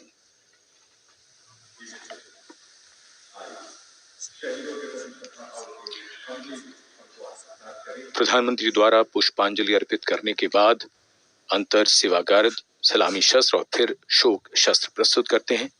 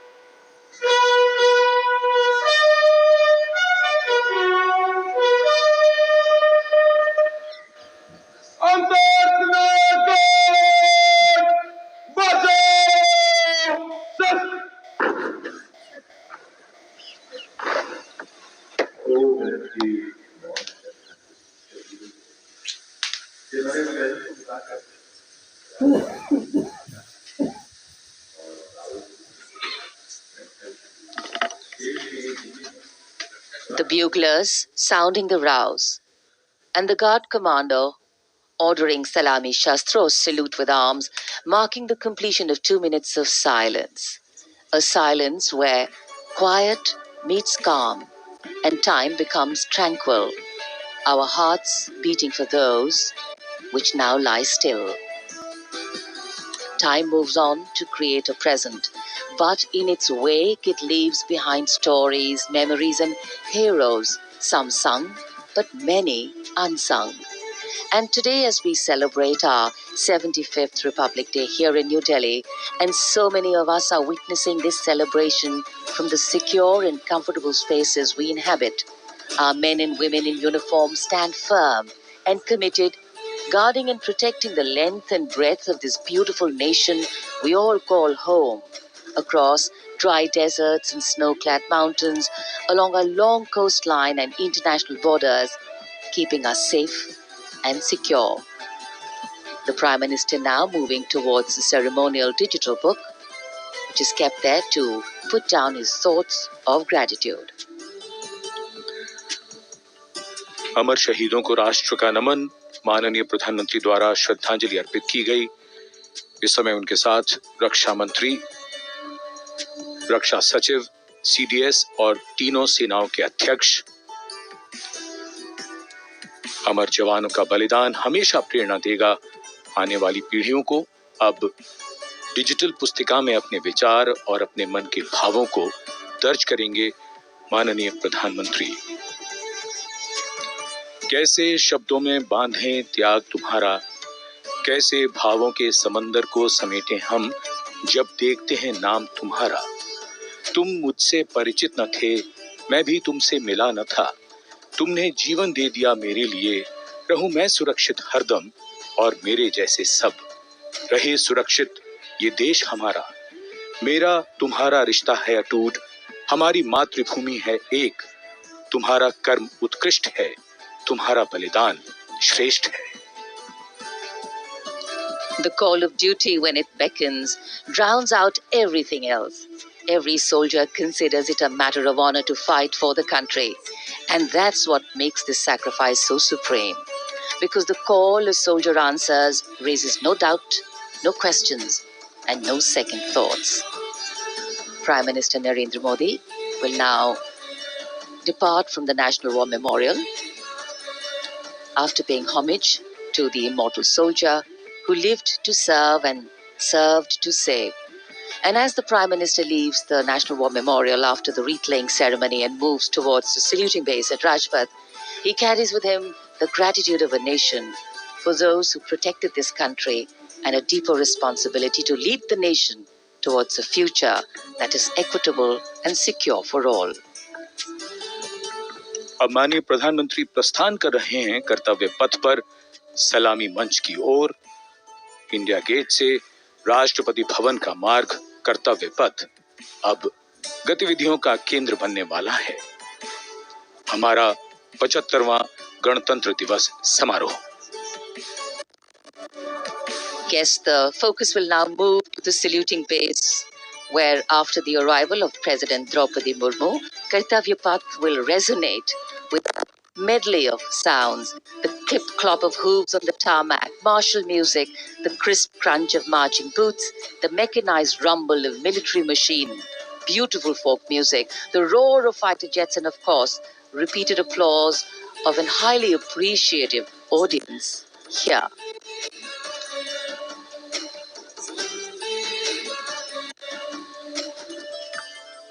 We're now at the saluting days at Kartavya Path, where we await the arrival of the Prime Minister.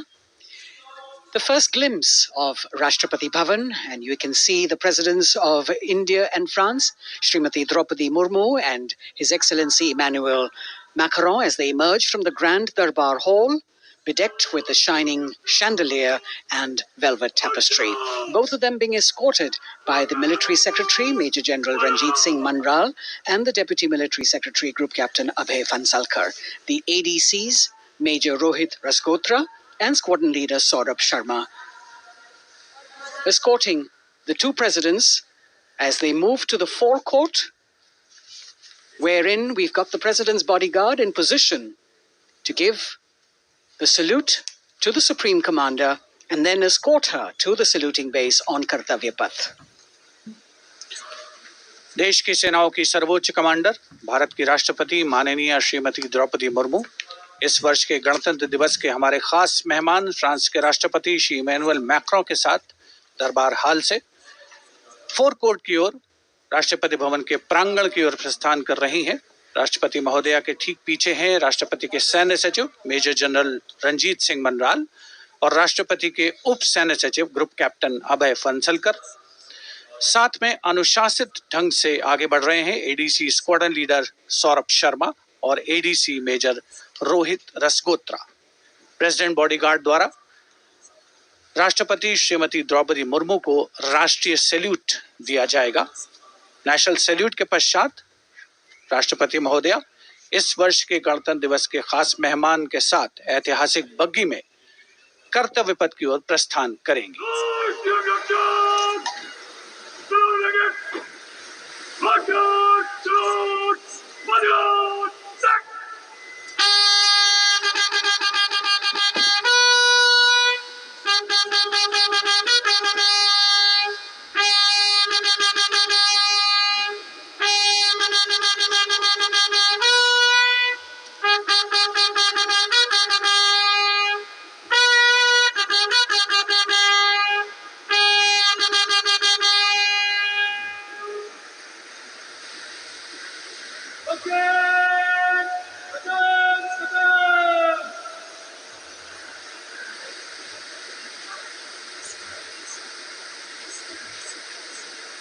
The smartly turned out President's bodyguard in the forecourt of Rashtrapati Bhavan on their magnificent horses, the senior-most regiment of the Indian Army, that is 251 years old since its raising in 1773.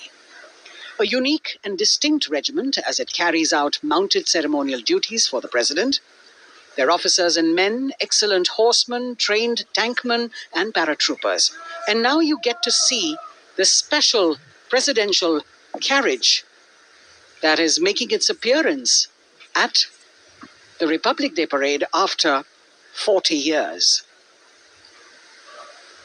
The horse-drawn buggy that has gold-plated rims and looks extremely comfortable was used by the British in the pre-independence era and later remained with the Rashtrapati Bhavan. It is used now for Republic Day functions. In fact, it was used till 1984 and then discontinued. It, of course, has an interesting history as it became part of India's history post-independence based on the toss of a coin. Initially used by the President for ceremonial occasions, everyone really excited to see this unique buggy.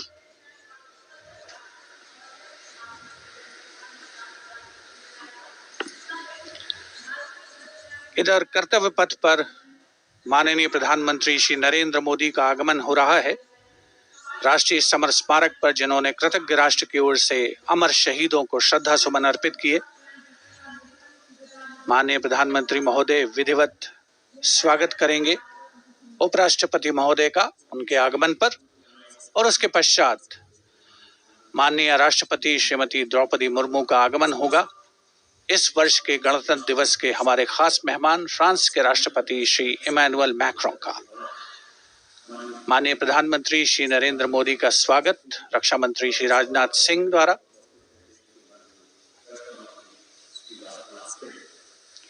All eyes now on Prime Minister Modi, who will emerge from his car at saluting base for the first time today. At saluting base. And we're all waiting with bated breath to see his beautiful bandhani turban with a matching cravat. His choice of the turban and formal attire, quite a matter of interest for everyone who is here. Prime Minister Modi being received by the Raksha Mantri, Shri Rajnath Singh, the Chief of Defence Staff, the three chiefs of the armed forces, the Raksha Rajya Mantri, Shri Ajay Bhatt, and the Defence Secretary, Shri Giridhar Aramane.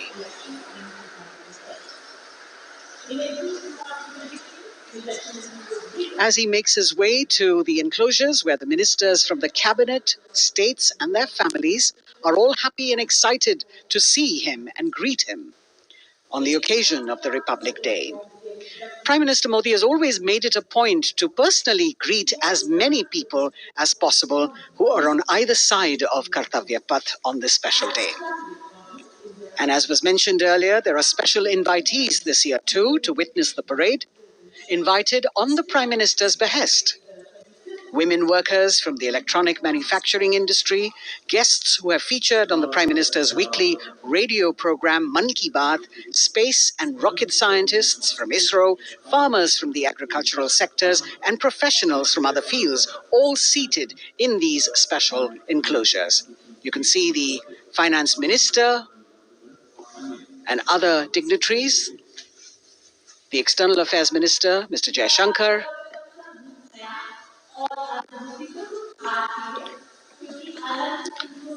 माननीय प्रधानमंत्री श्री नरेंद्र मोदी विशिष्ट अतिथि दीर्घा में केंद्रीय मंत्रिमंडल के सदस्यों, वरिष्ठ अधिकारियों,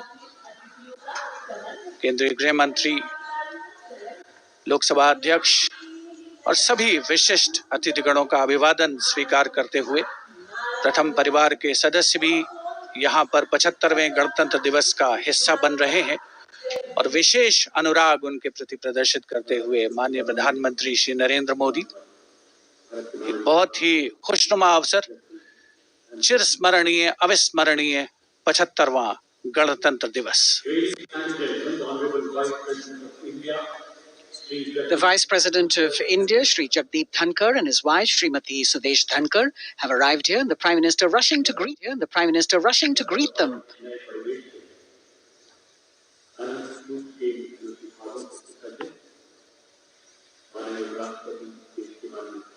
Greetings being exchanged as they move forward and are acknowledging the greetings from the other dignitaries who are present here. The 3 service chiefs, the CDS.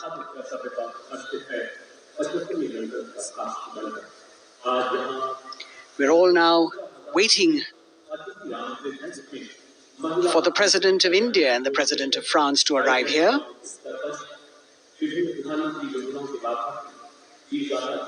As the Vice President makes his way to the special enclosure, you can see the glimpses of the stately procession with the President's bodyguard bringing the 2 presidents in state. To be a member of this elite regiment, the men have to be physically fit and mentally alert. The minimum height for each of their troopers is 6 feet, and it is the only regiment of the Indian Army that wears the bright red long coats with gold girdles and white breeches, a blue and gold ceremonial turban with a distinctive fan and Napoleon boots with spurs. देश की सेनाओं की सर्वोच्च commander Bharat की राष्ट्रपति माननीय श्रीमती द्रौपदी मुर्मू, उनके साथ इस वर्ष के गणतंत्र दिवस के खास मेहमान फ्रांस के राष्ट्रपति श्री इमैनुअल मैक्रों आकर्षक बग्गी में रायसीना पहाड़ी से कर्तव्य पथ की ओर अग्रसर हो रहे हैं। राष्ट्रपति महोदय का ये काफिला प्रेसिडेंट बॉडीगार्ड की यूनिट और यहाँ कर्तव्य पथ पर प्रतीक्षारत माननीय प्रधानमंत्री श्री नरेंद्र मोदी, रक्षा मंत्री श्री राजनाथ सिंह, रक्षा राज्य मंत्री श्री अजय भट्ट, तीनों सेनाओं के प्रमुख, चीफ ऑफ डिफेंस स्टाफ और उपस्थित जनसमूह उत्कंठा से सबकी निगाहें रायसीना पहाड़ी की ओर। विशिष्ट आमंत्रित मेहमान 13,000 के आसपास देश के कोने कोने से पहुंचे हैं। साथ ही वरिष्ठ अधिकारीगण, विदेशी राजनयिक भी हमारे आज के इस राष्ट्रीय गौरव पर्व का हिस्सा बन रहे हैं।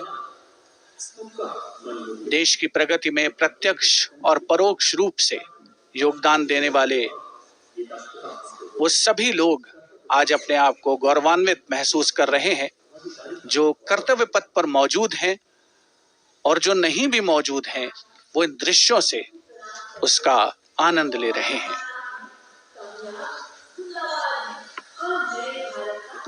Members of the diplomatic corps representing their countries and the common man and woman of India all gathered together to celebrate this fabulous ceremony. The Prime Minister and other dignitaries waiting to receive the President of India and the President of France as they arrive down Kartavya Path.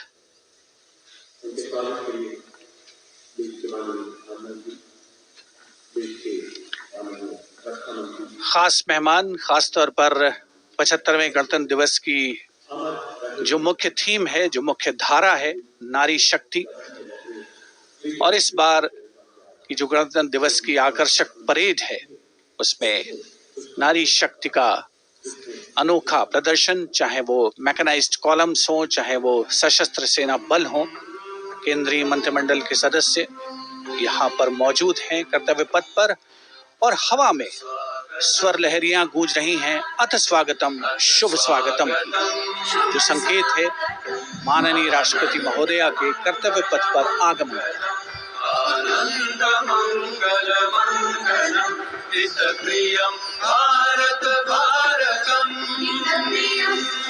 Ananta Sutra, the endless thread textile installation displayed behind the seated spectators at the Ministry of Culture. And you can see these visually stunning saris, panels that have been mounted here, a total of 1,900 saris and drapes from every corner of the country. Each panel has a QR code that, when scanned, gives you details about the weave and embroidery or other embellishments used on it. This is a tribute to the woman power of India, the millions of weavers who have preserved the timeless traditions and passed on the skill through generations. The installation here also includes a 150-year-old sari. You can see the President's bodyguard in symmetry, moving towards the saluting base, handpicked by the President's Secretariat from mainstream armored regiments. This unit has been taking part in several peacekeeping operations as well.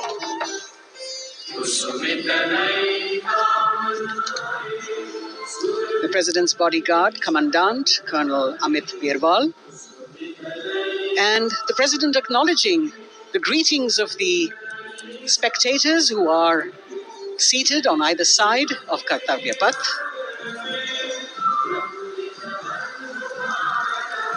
A nation proud to be led by a woman president.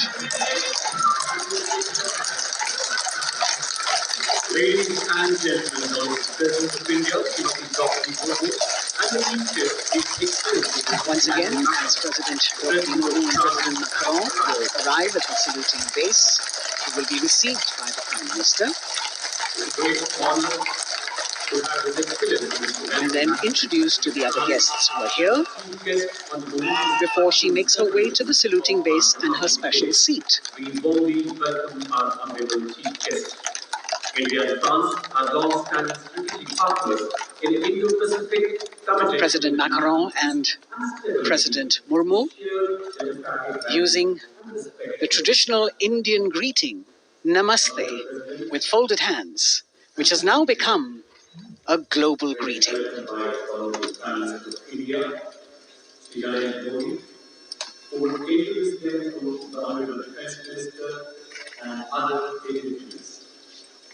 The atmosphere warming up here as the mist and fog slowly lift to reveal the radiant faces, the joyous crowds that have assembled here. Prime Minister Modi greeting President Murmu, and of course his friend, the President of France, Emmanuel Macron. A warm embrace, and a handshake, an exchange of words as they set the tone for the celebration of their partnership.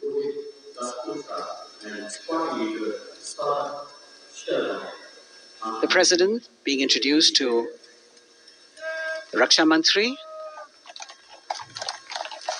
the Rajya Raksha Mantri, the Chief of Defence Staff and the three chiefs,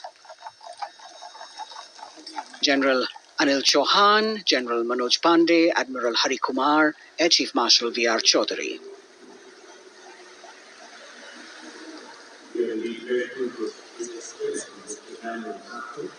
President Macron making it a point to shake hands with each of our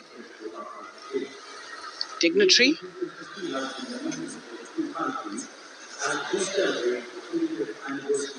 As soon as the presidents and the Prime Minister reach their designated seats, as they climb up the short span of stairs, a 21-gun salute will be given by the ceremonial battery of 871 Field Regiment using the 105mm Indian field gun.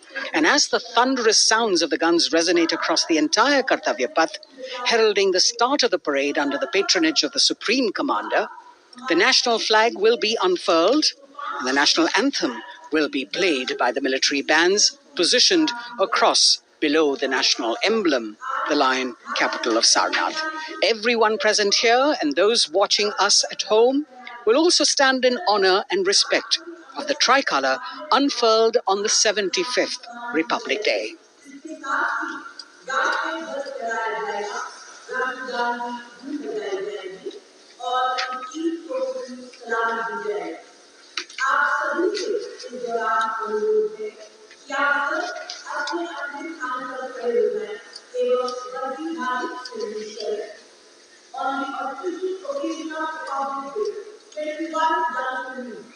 stage.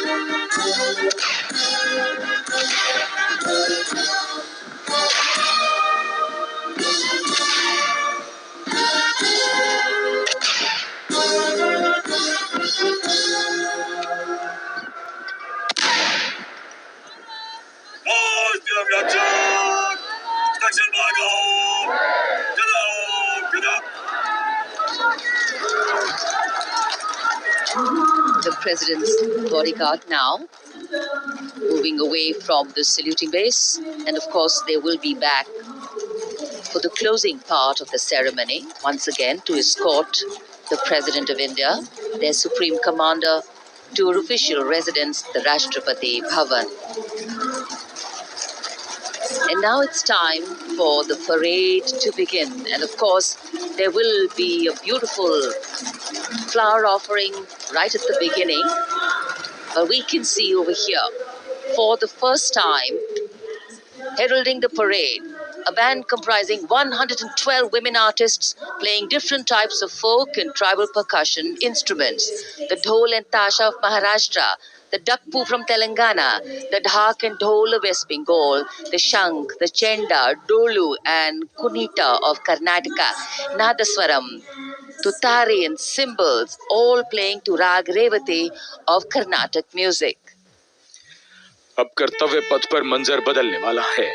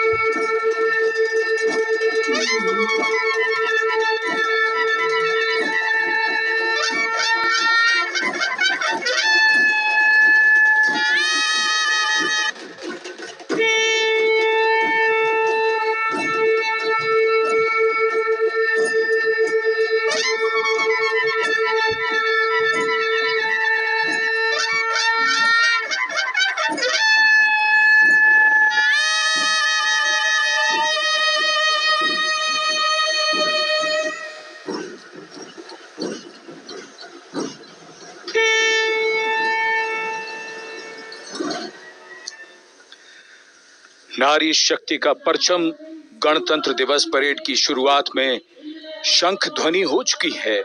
ये है शुभारंभ। जमीन और आकाश दोनों तैयार। दुनिया के सबसे बड़े लोकतंत्र के भव्य गणतंत्र उत्सव के लिए भारत के गौरव के उमंग के रंगों को अब चमकते हुए देखिए। निगाहें आकाश की ओर, क्योंकि कानों में आ रही है हेलीकॉप्टर के रोटर ब्लेड्स की आवाज।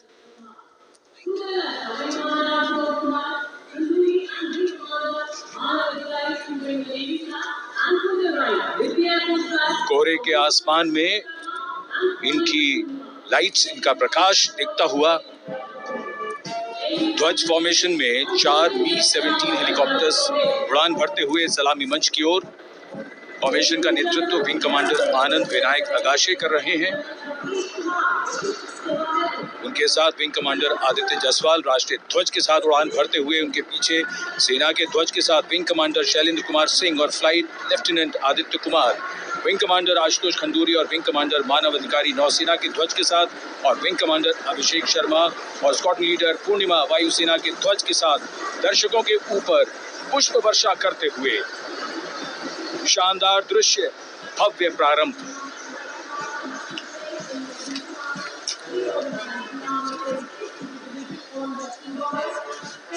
कर्तव्य पथ पर गणतंत्र दिवस की भव्य परेड का नेतृत्व संभाला है parade commander lieutenant general Bhavnish Kumar, general officer commanding Delhi area ने। दूसरी पीढ़ी के अधिकारी लेफ्टिनेंट जनरल भवनीश कुमार, जिन्हें दिसंबर 1989 को पैराशूट रेजिमेंट में नियुक्त किया गया था। Defence services staff college high command और नेशनल डिफेंस कॉलेज के पूर्व छात्र जनरल ऑफिसर ने नवंबर 2023 को general officer commanding Delhi area का दायित्व संभाला।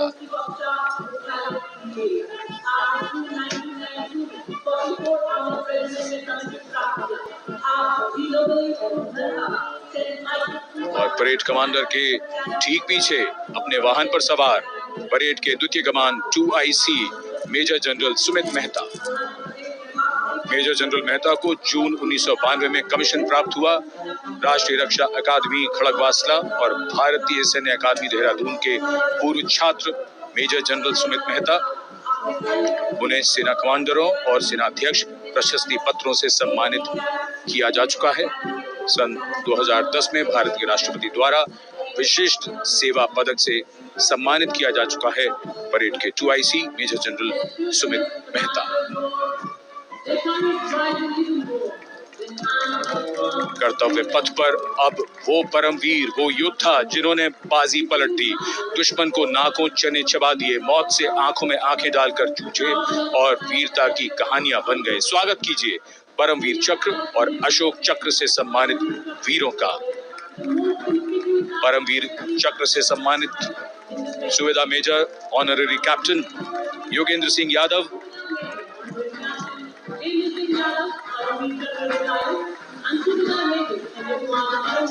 और सूबेदार मेजर संजय कुमार।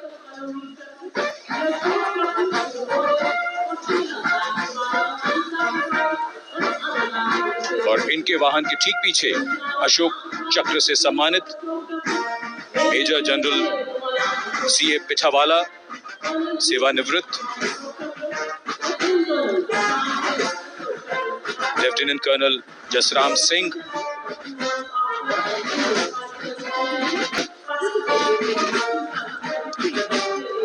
और कर्नल D श्रीराम कुमार। परमवीर चक्र युद्ध के समय असाधारण वीरता के लिए और अशोक चक्र युद्ध के सिवा जान की बाजी लगाने वाले वीरों को प्रदान किया जाता है। And following the gallantry award winners, we have a very special marching contingent and band from France. The band is music of the French Foreign Legion. The French Foreign Legion music band led by Captain Khurda, comprising 30 musicians, playing the Legion's anthem called La Boudin.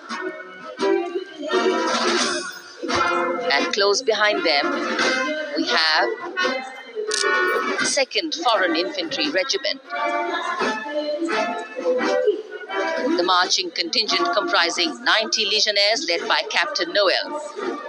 The legionnaires wear the famous white cap, which can be worn only by legionnaires who have successfully been through 4 months of hard selection tests, and the best legionnaires get promoted and wear the black cap you can see in the first row.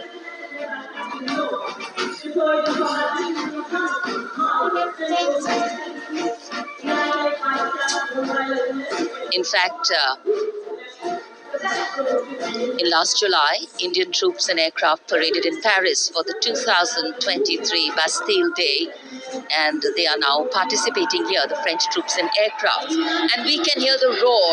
We will shortly see a very special formation of the French Air Space Force, symbolizing the strength of the Indo-French relationship and honoring the presence of our chief guest here today. We could hear the sounds, the glimmer in the sky, gone past us. It was the French Airbus and the Rafale formation which graced our skies today, marking the Republic Day celebrations in India.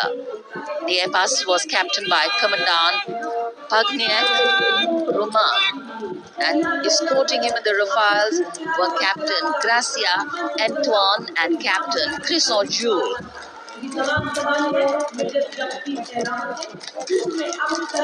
Going past the saluting base, the 1st Army contingent leading the mechanized column is that of the 61 Cavalry, led by Major Yashdeep Ehlawat. Raised in 1953, the 61 Cavalry is the only serving active horse cavalry regiment in the world. The motto of the regiment, Ashwa Shakti Yashobal, meaning horsepower is forever supreme.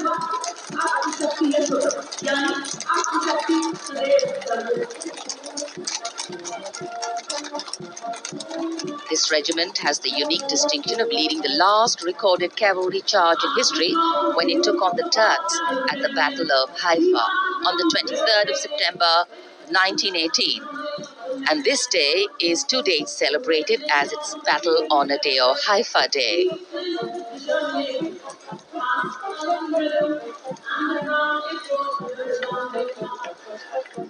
कर्तव्य पथ पर सलामी मंच के सामने अगली टुकड़ी tank T-90 Bhishma की है, जिसका नेतृत्व 42 बख्तरबंद रेजिमेंट के लेफ्टिनेंट फैज सिंह ढिल्लन कर रहे हैं।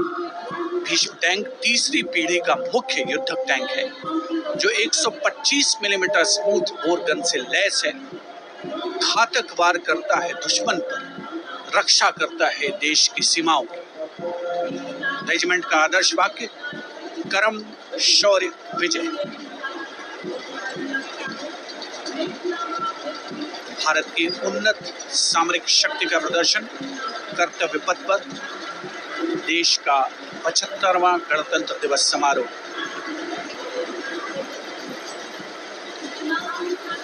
T-90 भीष्म रात के समय भी दुश्मन पर प्रहार करने में सक्षम है, और इसके ठीक पीछे है नाग मिसाइल सिस्टम। अगली टुकड़ी मैकेनाइज्ड इन्फेंट्री रेजिमेंट के नाग मिसाइल सिस्टम की है, जिसका नेतृत्व 17 मैकेनाइज्ड इन्फेंट्री रेजिमेंट के कैप्टन अभय पंडित कर रहे हैं। नाग मिसाइल कैरियर अतिरिक्त पहियों वाला एक विस्तारित लाइसेंस निर्मित BMP-2 है, जिसे भारत में सारथ नाम दिया गया है। इसमें कुल 12 मिसाइल्स हैं, जिसमें 6 रेडी टू फायर मोड में रहती हैं और 6 स्टोरेज में। भारतीय सेनाओं के सर्वोच्च कमांडर देश की राष्ट्रपति माननीय श्रीमती द्रौपदी मुर्मू को स्मार्ट सैल्यूट कैप्टन अभय पंडित द्वारा। नाग मिसाइल सिस्टम के ठीक पीछे है BMP-2x2K। नेतृत्व 23 गार्ड्स के लेफ्टिनेंट शिवम सिंह कर रहे हैं। भारत नाम का ICB BMP-2 शक्तिशाली आयुध युक्त अत्याधुनिक और रात्रि युद्ध क्षमता वाला एक उच्च गतिशीलता वाला इन्फेंट्री कॉम्बैट व्हीकल है। रात में 4 किलोमीटर तक की दूरी में किसी भी अज्ञात दुश्मन को नष्ट करने की इसकी क्षमता है। युद्ध घोष गरुड़ का हूँ बोल प्यारे।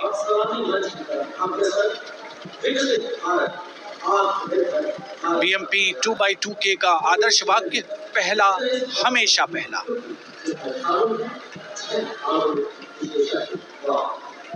The ICV BMP-2 going past the saluting days, and we have the next detachment comprising 6 modern specialist vehicles that include quick reaction force vehicles, heavy and medium, a light specialist vehicle, vehicle-mounted infantry mortar system, all-terrain vehicle, and a specialist mobility vehicle. These are new generation vehicles under the Atmanirbhar initiative of the government. These vehicles can be used in the desert and mountainous regions and snowy areas to transport troops. Also present on the tableau in full flight.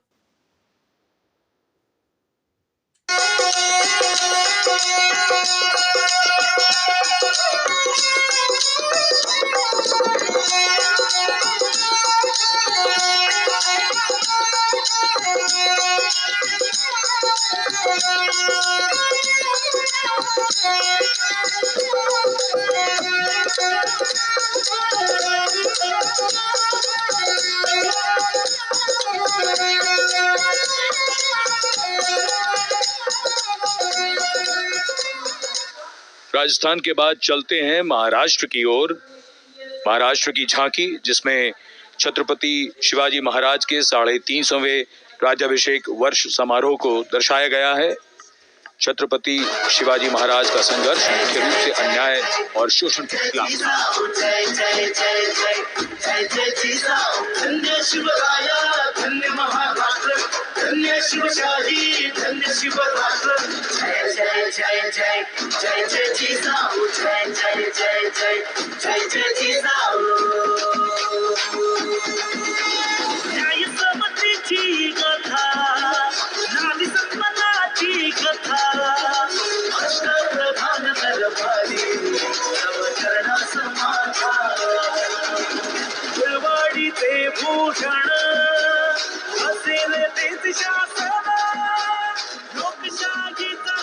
And now let's move on to the next tableau of Andhra Pradesh.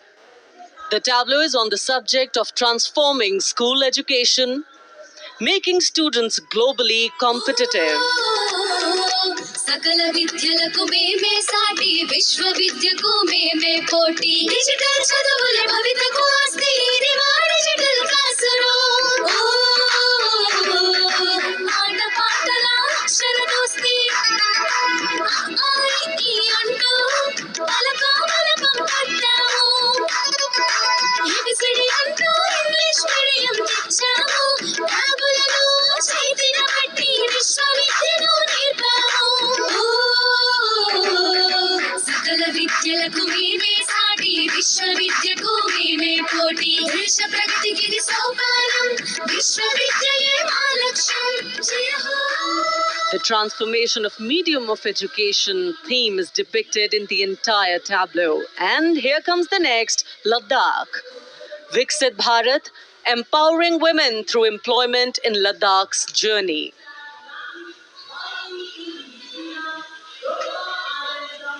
The Indian women ice hockey team, exclusively composed of Ladakhi players, symbolizes this journey of empowerment.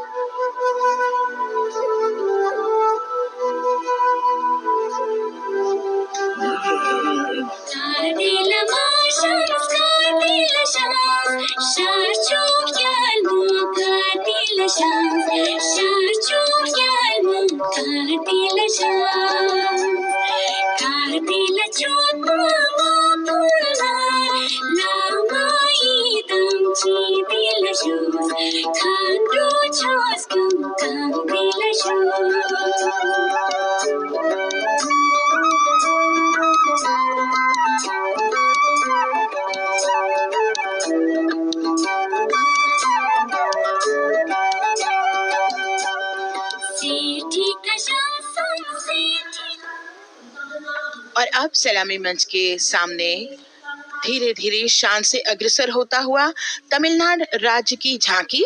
इस झांकी में तमिलनाडु के प्राचीन कुदवलय प्रणाली यानी मिट्टी के बर्तन में मतपत्र डालकर चुनाव किए जाने की प्राचीन परंपरा को दर्शाया गया है।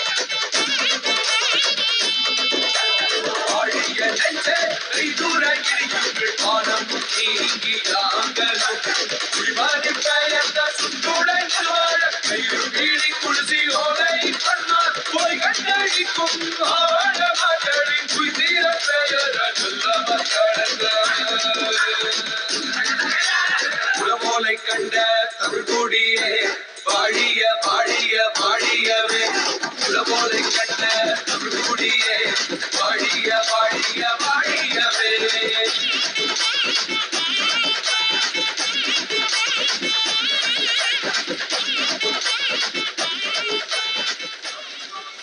और अब अगली झांकी है गुजरात राज्य की झांकी, जो गुजरात के सीमा पर्यटन की वैश्विक पहचान धोरडो पर आधारित है। इस झांकी में गुजरात के कच्छ की संस्कृति को दिखाया गया है, जिसमें कच्ची घर भूंगा, स्थानीय हस्तशिल्प और रोगन कला सम्मिलित है। झांकी में कच्छ गांव की दृश्यावली बताती है क्यों गुजरात आज विश्व पर्यटन की नई पहचान है।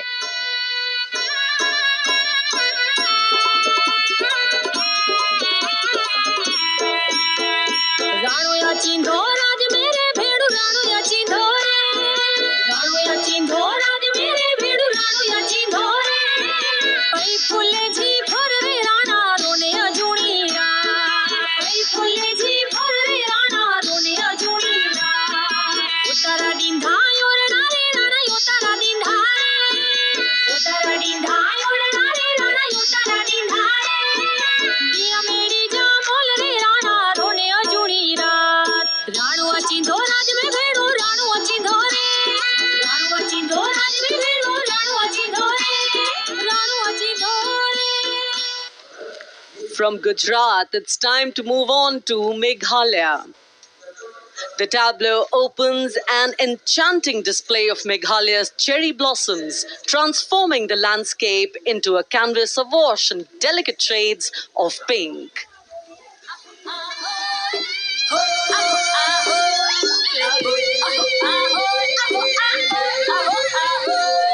Meghalaya akali ki jistan, mit samyam ki khana puristan. Meghalaya akali jumkino, shapam jumka shapating invented. One noto one cho, one noto one cho, one cho ya jimmy jam kame mariam. Meghalaya oma aduk damsa, yuwa aram puno.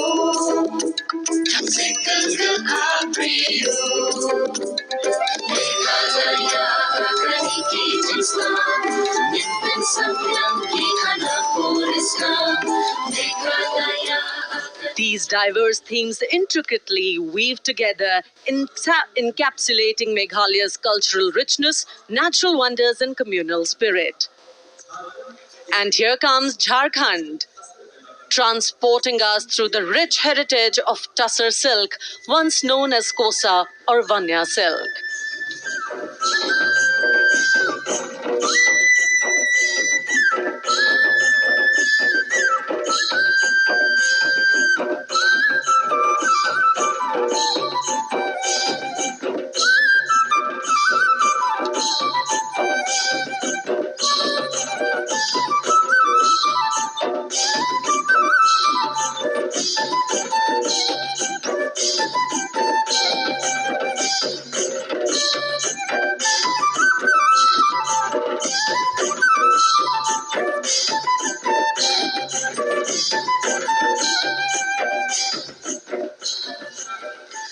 The tableau showcases the resilience of tribal women in production of Tussar silk. और ये है विकसित भारत समृद्ध विरासत को दर्शाती उत्तर प्रदेश की मनोरम झांकी, जो श्री अयोध्या धाम पर आधारित है। देशवासियों, हाल ही में श्री राम जन्मभूमि अयोध्या में संपन्न हुए श्री राम लला की प्राण प्रतिष्ठा समारोह को झांकी के अग्रभाग में दिखाया गया है। घर घर बजे बधाई, आज धारा के भाग्य खोले हैं पावन में